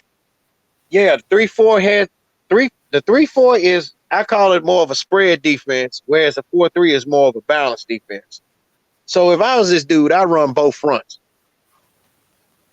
Yeah. The key to his success is senior linebacker Troy Dye, who has led the team in tackles in each of his first 3 seasons. The 6'4", 226-pound Dye is a freak athlete who excels at getting to the quarterback. Under Avalos, he'll have to help his teammates do the same thing. Over or under 9.5, over 9.5 wins. A road win in the opener against a quality Auburn team will boost Oregon's national profile, plus help offset an upset during conference play. The Ducks will be favored in every game except possibly their midseason matchup at Washington. Yeah, they're gonna lose to Washington, but see, they also got to go to Stanford too. So, and Stanford know how to beat Oregon. So I got to give them 2 losses on that one. Oh yeah. Yep, that was a good choice there, Jimmy. You redeemed yourself after picking your favorite team. You redeemed yourself. Okay. All right, what's my number? Your number would be 16.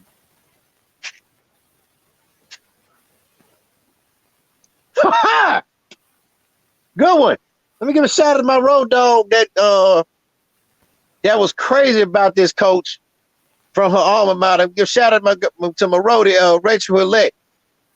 She's a Vanderbilt University graduate, and she was crazy about her Frankie. Good one, Jamie. James Franklin in Penn State. The big story: for the first time since 2016, Penn State will have a new quarterback. Trace McSorley is back up for 3 seasons, and his heir apparent Tommy Stevens made the stunning decision to transfer to Mississippi State this spring.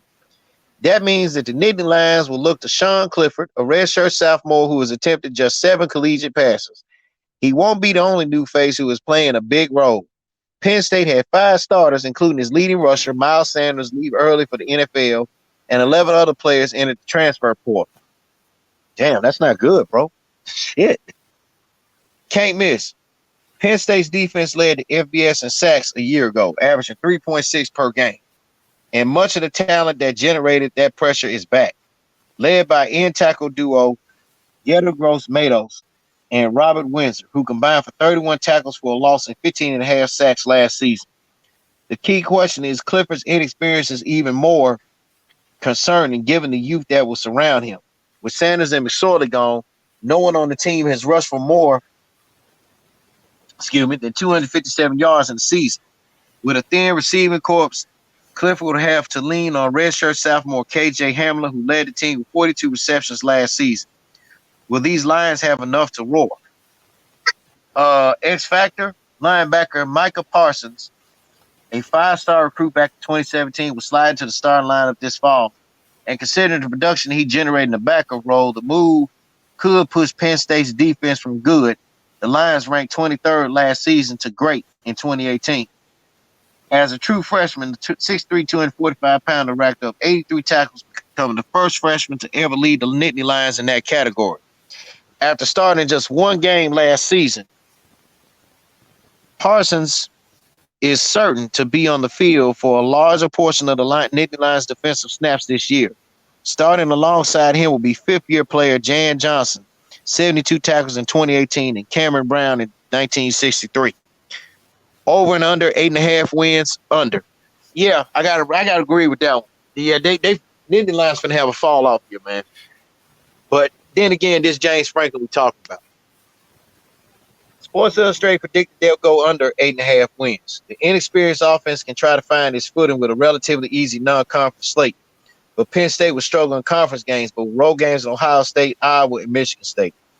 Yeah, because their first 3 games non-conference, they home. They got Idaho, Buffalo, Pittsburgh at home. Then they go at Maryland, at home at Purdue, Iowa, Michigan at home, at Michigan State, Minnesota, Indiana, at Ohio State, and then they got a home game at Rutgers.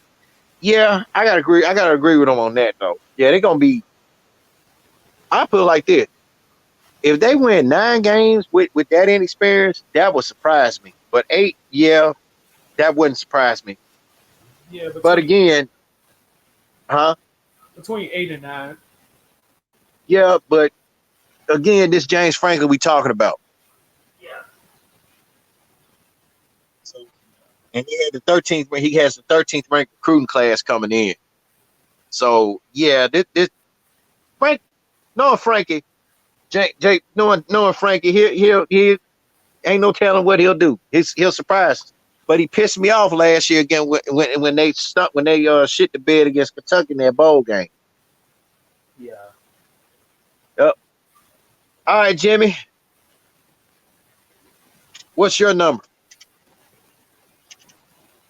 I'm gonna keep it simple. I say 13.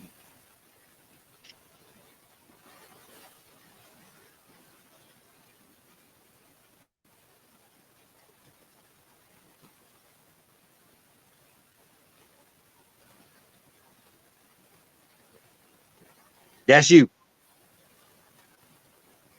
That's me? You said number 13, right? Yes, sir. That's you. The big story. Before last season, Texas A&M made a bold investment in Jimbo Fisher, hiring him away from Florida State with a monster $75 million contract. The early returns were promising. The Aggies won 9 games for the first time since 2013, beat LSU for the first time in 8 years, and notched their first bowl game win since 2014. A&M has the look of a power in the making. Can't miss. Fisher showed great success at turning QBs into stars at Florida State, and Kellen Mond could be next. He burst onto the scene last season with the Aggies near upset of Clemson. He was erratic overall despite putting up impressive numbers. Hell yeah. 3,107 yards and a 24-9 touchdown interception ratio. The dual threat QB will be given more freedom as a junior with Courtney Davis as his top target. Key question. The Aggies' run defense, the strength of the team last season, will take a step back this year after losing its top 6 tackles. And that doesn't include defensive lineman Dalen Mack, drafted in the 5th round by the Ravens. As many as 5 underclassmen could be starting for the Aggies in the season open. The Aggies do have highly touted recruits on the roster, but can they make an immediate impact? The X factor. It's rare that specialists are game changers, but punter Brandon Mann is one. In the Aggies' 20-14 overtime win over Kentucky last season, for example, Mann notched an 82-yard punt, the school's longest at 74 yards, and that was after booming a 65-yarder the same night.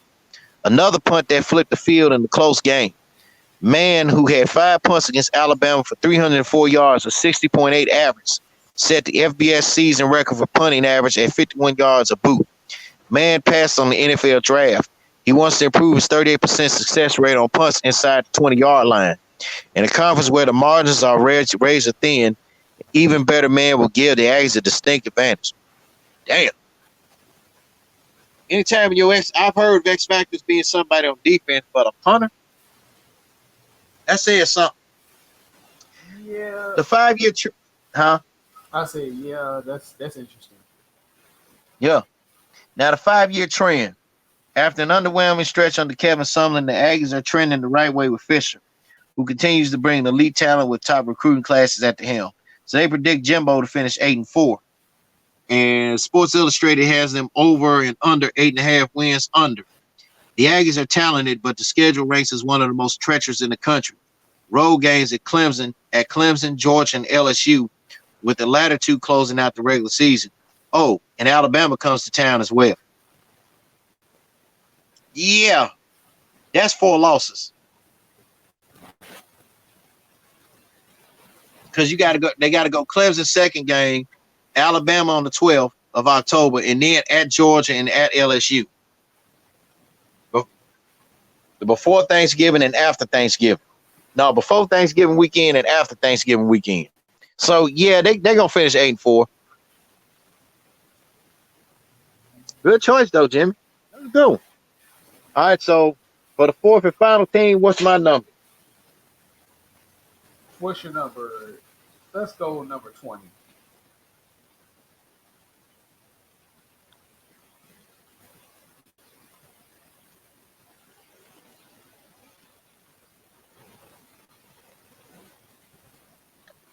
Mississippi State. Good one. You stayed within the SEC. That's a good one. The big story. Expectations were high last year with the arrival of offensive guru Joe Moorhead from Penn State. But the story in Starksville was the defense, which ranked first in the nation in yards per play allowed. The Bulldogs offense, which was 11th in scoring in the SEC last year, must catch up to the D if they want to stay competitive in the SEC West. And they'll have to do it with a new quarterback. Keaton Thompson was the favorite to replace Nick Gerald, but that was before Penn State transfer Tommy Stevens arrived. Can't miss. The Bulldogs will lean heavily on their ground game, and junior running back Kylan Hill has it all. Speed, power, explosiveness. He showcased his skills only in spurts after a hamstring injury last season. Now healthy, the 5'11", 250-pounder can finally showcase the talent that made him a top 15 running back in the 2017 recruiting cycle. Key question. Will the biggest strength of last year's defense become the biggest concern? The D-line lost NFL draft first-rounders Montez Sweat and Jeffrey Simmons. Senior defensive end Chauncey Rivers showed promise as a backup and will start alongside a pair of redshirt freshmen. The X factor is the coach. Under Nick Fitzgerald, the 2008 Mississippi State offense mostly sputtered in Joe Moorhead's more pass-centric scheme. In half of their SEC games, the Bulldogs didn't break 10 points, scoring 0, 3, 6, and 7 points against Alabama, LSU, Florida, and Kentucky, wasting impressive efforts from the defense. Keaton Thompson is a talented runner who averaged 6.8 yards a carry behind center, but transfer Tommy Stevens figures to be the answer at QB. The 6'5", 240-pound senior has big upside as a dual threat and played in 20 games at State College. He has experience in Moorhead's system, but should pay dividends this fall. Yeah, man. I watched a couple of games, Mississippi State. Nick Fitzgerald really was their weak link in that offense because, you have no excuse. As big as a quarterback that Nick Fitzgerald was, it was no excuse for this dude not to be able to have a rocket arm that could be able to throw a deep ball. And he didn't have that. I mean, one thing I can't say about Big Ben can throw short, mid, and he can throw it deep. Yeah. But Fitzgerald really was the crutch of that offense last year. 5-year trend. The Bulldogs took a step back in Moorhead's first season. But an elite defense means they could be a sleeper in the SEC if the offense comes together under a new quarterback. And over and under 8.5 wins, they got them under. The Bulldogs have a rough mid-season 5-game stretch, but 3 of their toughest opponents, Kentucky, LSU, and Alabama, come to Davis Wade Stadium. So looking here, I say in the schedule they'll beat Kentucky, they'll lose to Auburn, they'll beat Tennessee. If they beat LSU, that'll be a miracle. But I'm gonna tell you this here, they ain't beat Texas A&M and they ain't beating Bama. So, yeah, that's going to be a 4 or 5 loss season there, man. Good pick, though. So, we're going to wrap that up. And we got more next week coming. More coming, y'all. So, we done covered We covered number 9.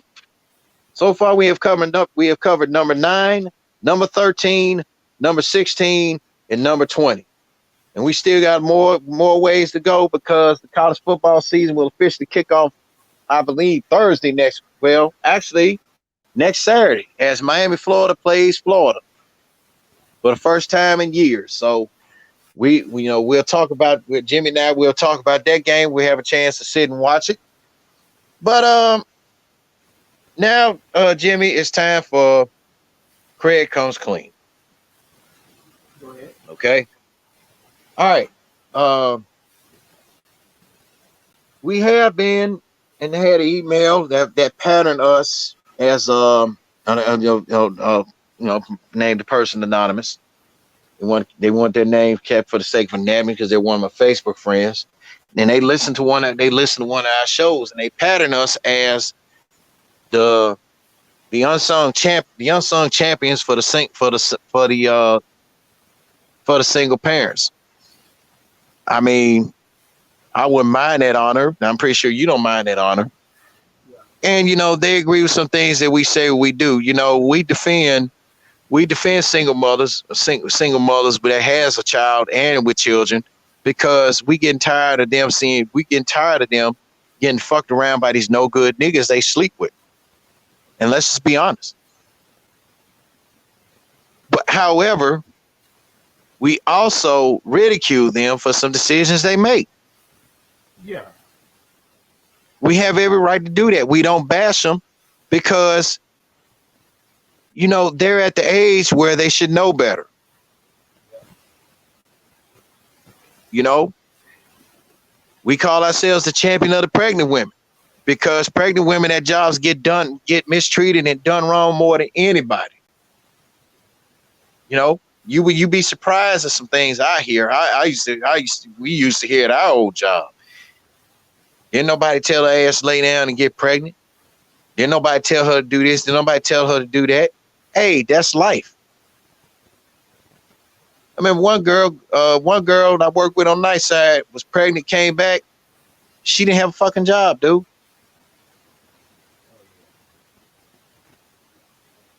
Can you believe that? That's crazy, bro. But she got that shit back though. Weeks later, she got her shit back. But I want to come with something real clean, and I really don't care. And I'm not trying to hurt feelings because some things people tell me, I always say, if you want to hurt my feelings, you got to kick my ass. Because you can't hurt my feelings with words. You can't, you ain't no, you really, people, I feel people ain't no position to do that. Yeah. But what I'm going to say here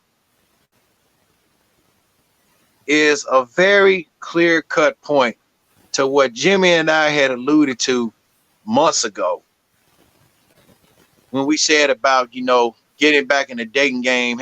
Dating is overrated.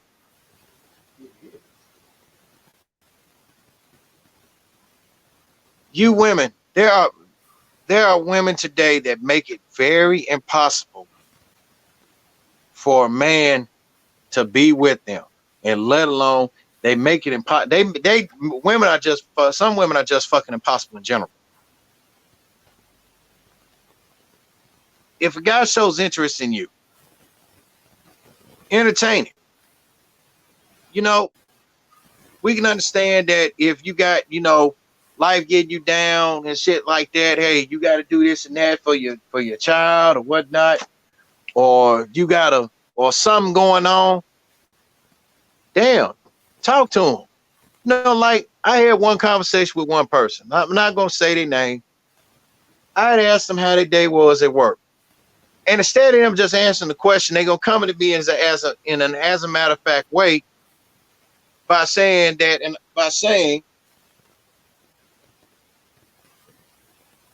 they were to the point to where that they rather stay busy and work than to talk on the phone for free. Yeah. But that did not. But Jimmy, you heard the question that I asked them. I asked them how was their day at work. I didn't ask you all that.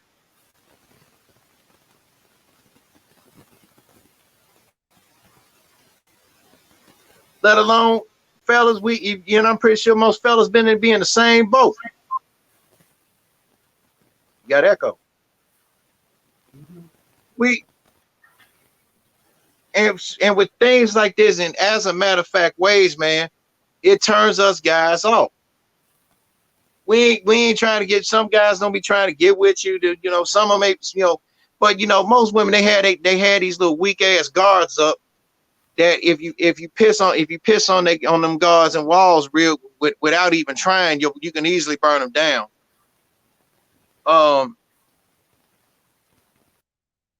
It just amazes me.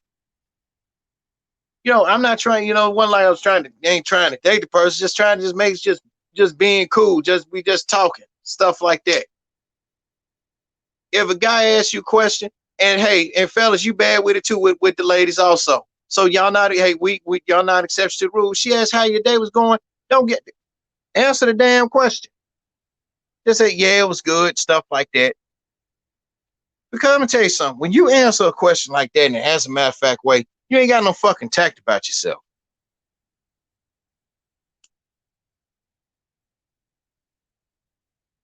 You there?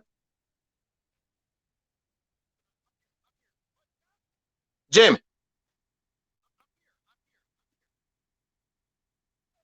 Man, I don't know what happened on this magazine. Yo, Jimmy. Yeah, I can barely hear you, bro.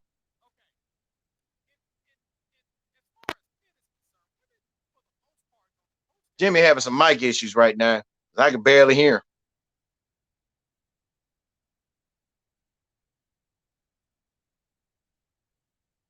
Your mic is muted. Can you hear me clearer? Yes. Okay. Okay. Now I don't know if you heard that. Now I don't know if you heard that last part. I heard the last part. I can, if my mic is muted, 9 times out of 10 I can hear you. But on one of those things, one of those talking points you had, for the most part, women don't approach guys like that. They'll give subtle approaches, but they really don't, for the most part, unless you in the big city like Chicago or LA or New York or something like that. For the most part, women don't approach guys like that. You know what I'm saying? Yeah, that's what I'm saying. Most women don't approach some guys like that. But I'm just saying, just like if a woman is with a guy and a woman asks a guy, hey, how's your day going? And the man and her man and the guy and turn around and give her some little as a matter of fact fucking answer, you ain't got no damn tact.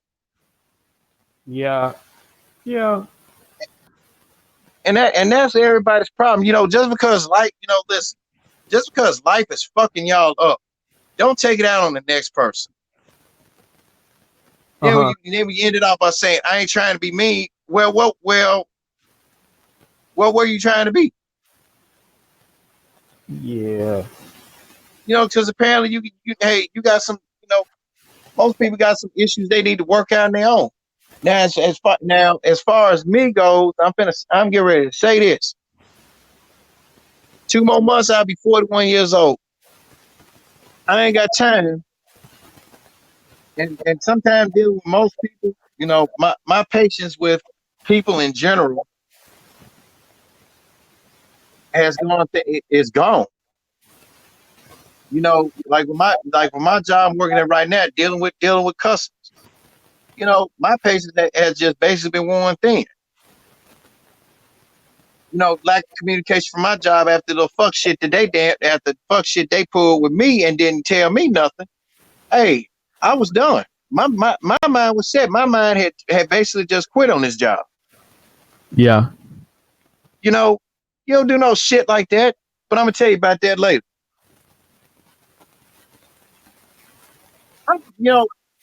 I'm 41 years old to the point where if I'm gonna get back in the dating game,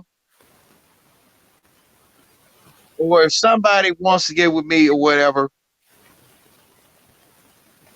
there are 2 things you do not do, and this is the main one. You do not come talking about you gonna change me.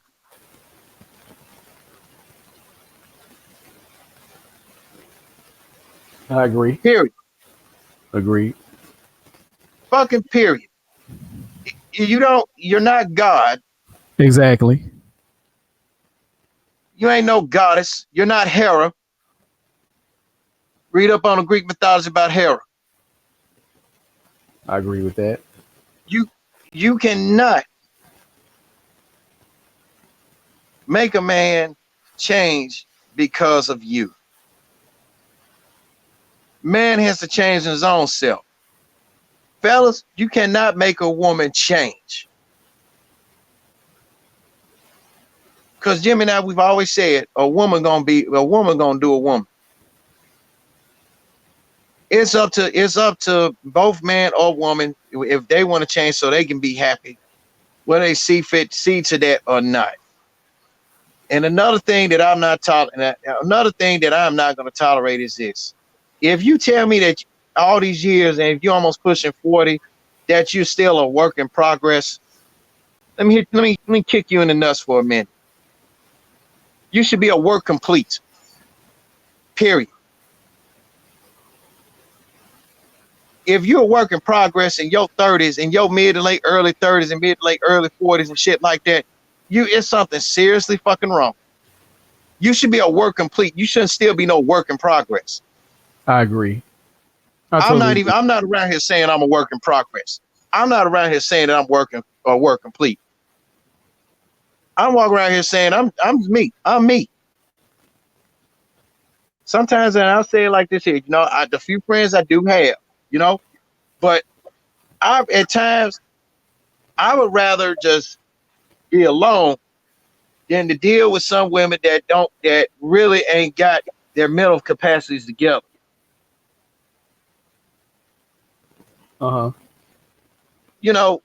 It's fine and good. You got it together as far as your lifestyle and all the shit. You got your house, you got this, you got that, but come on. That mind, your mind is the key. Oh yeah. And if your mindset is all kinds of fucked up or whatever, and and I hate to pull a maneuver with my late father did. If some of your goals don't coincide with mine, I don't, or what you want out of me and what out of you, I'm not going to deal with you. Exactly. Period. I don't want no works in progress. I don't want somebody saying work with me or bear with me. No, I'm too old to be bearing with people about a lot of shit. It ain't no Craig, please, but no, ain't no more Craig, please bear with me. It's either you gonna get on take the pilot, get in the co-pilot seat with me, or not. That's it. It's one way. Exactly. And I'm not targeting nobody in particular. I'm telling you all, I'm telling people, and I'm coming clean about how I feel about a lot of things. And it's really tiresome. Yeah. And some women today, I've talked to some good women that are cool with you, but you got some. You have some that have that. You got some that has the body of a goddess and the mind of a mule. That's true. And that's real talk. So I'm saying from now on, I'm not gonna be. I don't have any patience anymore. I'm not gonna, I'll try, quote unquote, I'll try to work with you, but if I don't see nothing that's gradually improving out of you, or if you ain't, that's the wrong choice to say. I'll try to work with some, but if this is gonna just be a lingering effect, then I'd rather just concentrate on being the real Craig Smith II. I'd rather just concentrate on being me, because I will admit, out for 3 years, I felt handicapped. Mm-hmm. I'm going to admit that I felt handicapped. I couldn't be myself.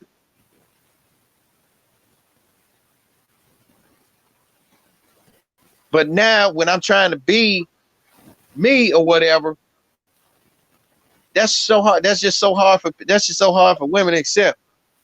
Hey, I like to do a lot of things, this and that. Yeah, so what? I don't have a car.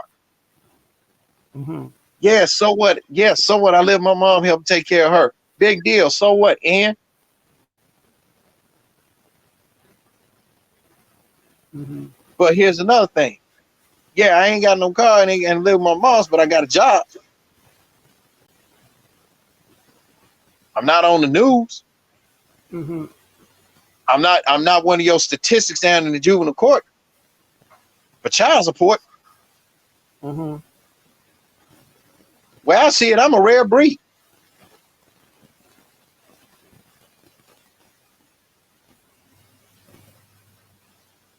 So when most women always tell us guys, man, men need to get it together.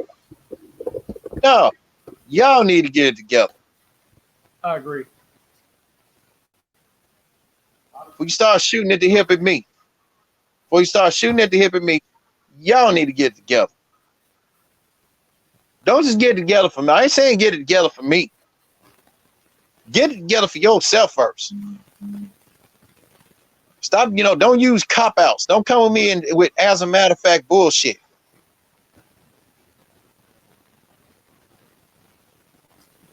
Mm-hmm. Because it's no fact. I don't like people that much anyway. But it is what it is on that. I express how I felt about it. But like I said, if you all and the fellas, if you started saying you're a work in progress, you need to be a fucking work complete. Oh, yeah. Or let's do one better. If you a work order in progress, you need to be a work order complete. That go for male and female. We are too damn old right now to be still talking about we are work in progress. Yeah, that's ridiculous on any end. That's ridiculous. No, not saying that we don't have things to progress in that we can do better in, but at the same time, that you shouldn't come to nobody on a general level and saying I'm a work in progress. It should be certain characteristics that's a work in progress. I get it, but to say that in a general sense, that's corny in my personal opinion. It really is when you think about it. So, I mean, you got anything you want to add on that one? You said everything. You said everything I wanted to say on that. I mean, it's definitely ridiculous for people to be that damn grown and saying some stupid ass shit like that. That's just crazy in my personal opinion. Yep. And another thing, this ain't relationship. Jimmy McWright 2 years ago, almost in the beginning of 2017, somewhere toward mid 2017, when we talked about leadership and communication as far as your jobs go, right? Mm-hmm. Okay. Now I've had, but the job I'm with now, Mm-hmm. we have, I'm not gonna say their name. I told you who they are. We've been lately having a communication problem with upper management. Okay. Instead of them telling us, hey, applauding us for the good job that we're doing, they want to make us do a whole bunch of other bullshit. But let me get to the point about the communication. Last Sunday, I came in to work, and I went to see how if my schedule is gonna stay intact, because I work Sunday, Monday, Tuesday, Thursday, and Friday, and I'm off Wednesday and Saturdays. Okay. So all of a sudden, I see when I came in to work last Sunday that I was off that following Monday, and then I had to go out of state from Tuesday to yesterday, and then I'm off today, and then I'm back at it Monday through Saturday, and I'm back at it next week for 6 straight days. Right. Okay. So I talked with my supervisor about it, and he was saying, well, it's the nature of the beast. We got to help them out too. I understand that. So he later finds out that I was assigned down there for to another city for 2 weeks, and he didn't know anything about it because he thought I was questioning about do we have to go down and do this? He thought I was questioning about it. His bosses didn't even tell him nothing about it till the day he got there that Monday. Yeah. Now, this is the fucked up part because there's a lot of people that listen, and we all, in the middle field of work, we all talk to one another. Okay, come to find out, the guy that was originally supposed to be going to this other city, to out of town for 2 weeks, had quit a week prior. He quit right on the spot a week prior. Yeah.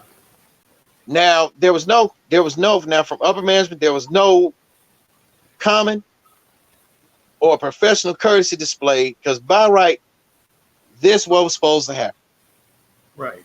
It was supposed to came and ask me, "Hey Craig, we're in a little dire situation. Hey, you mind going here for about a week, and then you mind going here for about a week or 2 weeks or whatnot?" I could have said yes or no. I wasn't even asked, dude. They just put my ass on the schedule for me to go. Right. And I wasn't too cool about that shit. A lot of the other guys weren't too cool about it. They was like, nah, they know damn well they weren't supposed to send them down there. They didn't even ask. Said that was even more fucked up.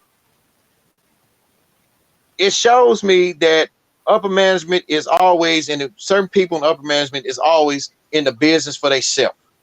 That's with every job. They always go to business for their own goddamn self, which just basically just pushes the employee to just say, you know what? Since you want to go into business for yourself at my expense, I'm gonna go into business for myself in the same way. It'll push them to the point where they will say, well, hey, I'm gonna put in my 2 weeks because I wasn't too fond of the fact that I'm still not fond of the fact that I was not asked or told in advance. Right. And I told my supervisor, and everything that I said, I told my supervisor this. I told him this via text because I was working at the time, and I didn't know if he was working or not. I didn't want to tell him on the phone. And I also told him this. I said, because if I felt if I had told your bosses, they wouldn't have cared. They wouldn't have cared nonetheless. But what I originally wanted to tell him was it probably would have went in one ear and out the other, and wasn't nothing in between their ears to catch that shit. That's what I originally wanted to say, but I kept it professional.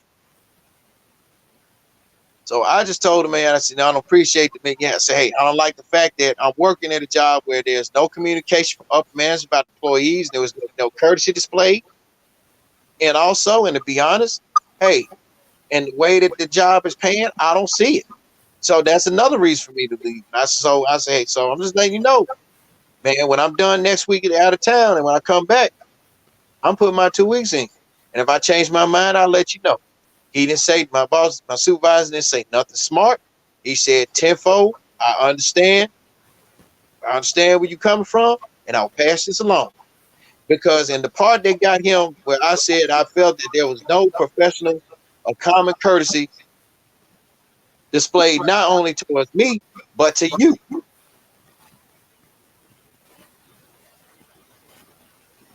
Yeah. So when Jimmy and I talked about this you got that echo again, bro. That's if there's an echo, it's probably coming from your end. It's definitely not coming from my end because it has to be on your end. Probably so. Yeah. Okay. Coming. Yeah. Okay, but we talked about this plenty of times on Let's Draw on Something. We talked about this on the Jimmy J Smooth Network. And Jimmy said this a while back. If you're in leadership, you have to be an effective communicator with your peers and with your team. If you're in leadership and you cannot display effective communication with your peers and your team, you're not good at what you do. That's true. And you said that. You ain't good at what you doing. What you doing, and really what are you doing in a position of leadership anyway if you don't know how to communicate with everybody? Now, if you choose not to communicate with a certain type of person, you ain't doing yourself no damn favors either. You being fucking petty. And I will say this on here, and I don't care if this podcast gets out to anybody that works out. I'm not targeting anybody singular. When you want to get petty with me, you may want to think twice.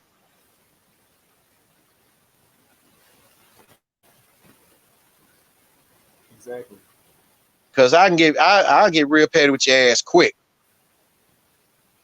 And also that was another thing, and that's the thing that really that has been going on, and as I come clean with it, a lot of things has been going on in my life. And also another thing, and I'm gonna leave this on one final note.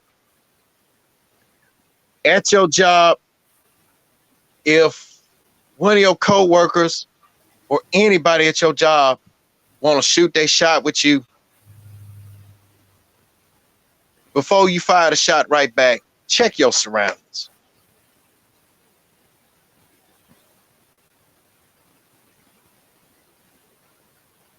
Yeah. Straight up, check your surroundings. If a girl want to holler at you, check your surroundings. Ladies, if a guy want to holler at you, check your surroundings. Because you never know who watching. Because the girl probably come up, Jimmy probably go up and holler at the girl at work that he liked, that he know. Next thing you know, he can call an HR. Yeah, they saying you was harassing this girl, Jimmy. Yeah. Check your surroundings.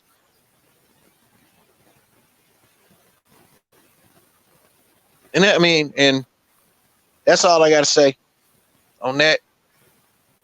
But anything you like to add, man? Yeah, and read your handbook as well, because what is actual harassment and what is classified as sexual harassment to your job is two totally different things. So you need to read your handbook before you. I would suggest that at the job, don't even try to holler at nobody at the job. I wouldn't even suggest it. Yeah. FedEx, UPS. You got so many people, you got so many workstations and work areas where, let's say you working in international and you got a person that's working at the Bell lot. It's so much separation between those work areas to where you can kind of do it, but I say don't do it at your work area. So it's a hell of separation between the two. So it's almost like being in a whole neighborhood working at FedEx. So you can kind of do it, but I say get to the buffeteria and holler at somebody if you're gonna do it. But my suggestion, get your money, don't even think about that. You know what I'm saying? So get your money first, and all the other shit will come. So it is what it is when it comes to that. But other than that, you right as rain when it comes to what you're saying on this. But hold up, then see, and in my job, we dealing with people. You dealing with people. We dealing with customers. So yeah, that applies too. Customers can go back and snitch too, but don't try it. I say don't even try it when it comes to your job, because even though you can most of y'all guys are classified as independent contractors, they can revoke your contract and shit like that quick. So don't even try it in that department for sure. So it is what it is when it comes to that, man. Yep. But other than that, man, closing note, let me make some little shout outs again. Shout out to Miss my roadie, Sherbert Ratliff. The owner of Limitless Naturals, Trey Murphy. Also my girl, Vanderbilt's finest, Rachel Willette. Also, we gotta get this man on the show, man. If you're interested, Corey the Lone Wolf. We gotta get him on, man. Well, I have a link and I can get up to like 6 people on here. So yeah, Anytime you want to come. Yeah, we definitely got to. Hey, you know what? We definitely got to get him on next Sunday, man. See, that way he can chime in on some stuff. Yeah, no problem with that. Yeah, definitely gotta. Yeah, well, hit him up and find out if he interested. You know. Yeah, because I know he dealing with a couple of kids, so they're a handful Yeah. themselves. So yeah, man. Yeah, Whenever he got his family and stuff like that. So whenever he ready, man, the door's wide open, man. For him to come on this time, man. I ain't even tripping. Yep. And also, and let me say, huh? I said the door is wide open. Oh yeah. And also, and let me on another final note. And if there are any haters out there, if we got any trolls on this Jimmy J Smooth podcast that want to try to shut us up, let me tell you something. If you want either one of us to shut up, you write Jimmy a check out for $50,000, and you write me a check out for $45,000, which is what we made last year. And we will sit at home, look at YouTube, and let y'all try to run the podcast. Exactly. And the main people that's trolling, they only got like 26 followers. The crazy thing is, most, some of them will go on Boost My Views and act like they got a whole following, which they don't have a following. They probably got 5 or 6 people with 10 troll accounts. So don't come on here. And I see you, bitch ass. I see you. But like I say, every time your comments come on here, it's gonna get blocked. I saw you in my little comment section. You know who you are. I ain't finna mention your name because you a ho and you love me like you love me. You my bitch. I see you. And you had to take all those videos down. I made you take all those videos down and made you bow down. You know who you are. I'm not gonna say your name. You know your name. And like I say, you can create 1,000 accounts of that same name. You can create Hulk 2, who as I see, but all those comments on YouTube is blocked. And like I say, I'm gonna do a whole show on my YouTube trolls, and I got receipts on y'all. So it's coming. It might not come right then and there, but it is what it is. It is what it is. So like I say, on the YouTube end, you're blocked. So you're not finna come on my show. You're not finna. You try to add me as a subscriber because you love me so much. I don't need your subscription. If you want to say all types of slick racist, blatant racist in this case, hey, it's going to get dealt with to the fullest extent, because all I'm going to do is I'm going to just go to your YouTube page and get it shut down. So I'm not worried about you, so I got bigger fish to fry than trolls like you, you know what I'm saying? So, because when I clap back, you're gonna make 1,000 videos of me, trying to play victim, which nobody's falling for that no more, so it is what it is, man. So once again, this your boy live and direct out the 832 with my homeboy Craig out the 662, and y'all already know how I do. Peace out. Don't drink and drive, and enjoy the rest of y'all weekend. Peace out. And the pleasure has been all yours. And write us out that check. Exactly. We out.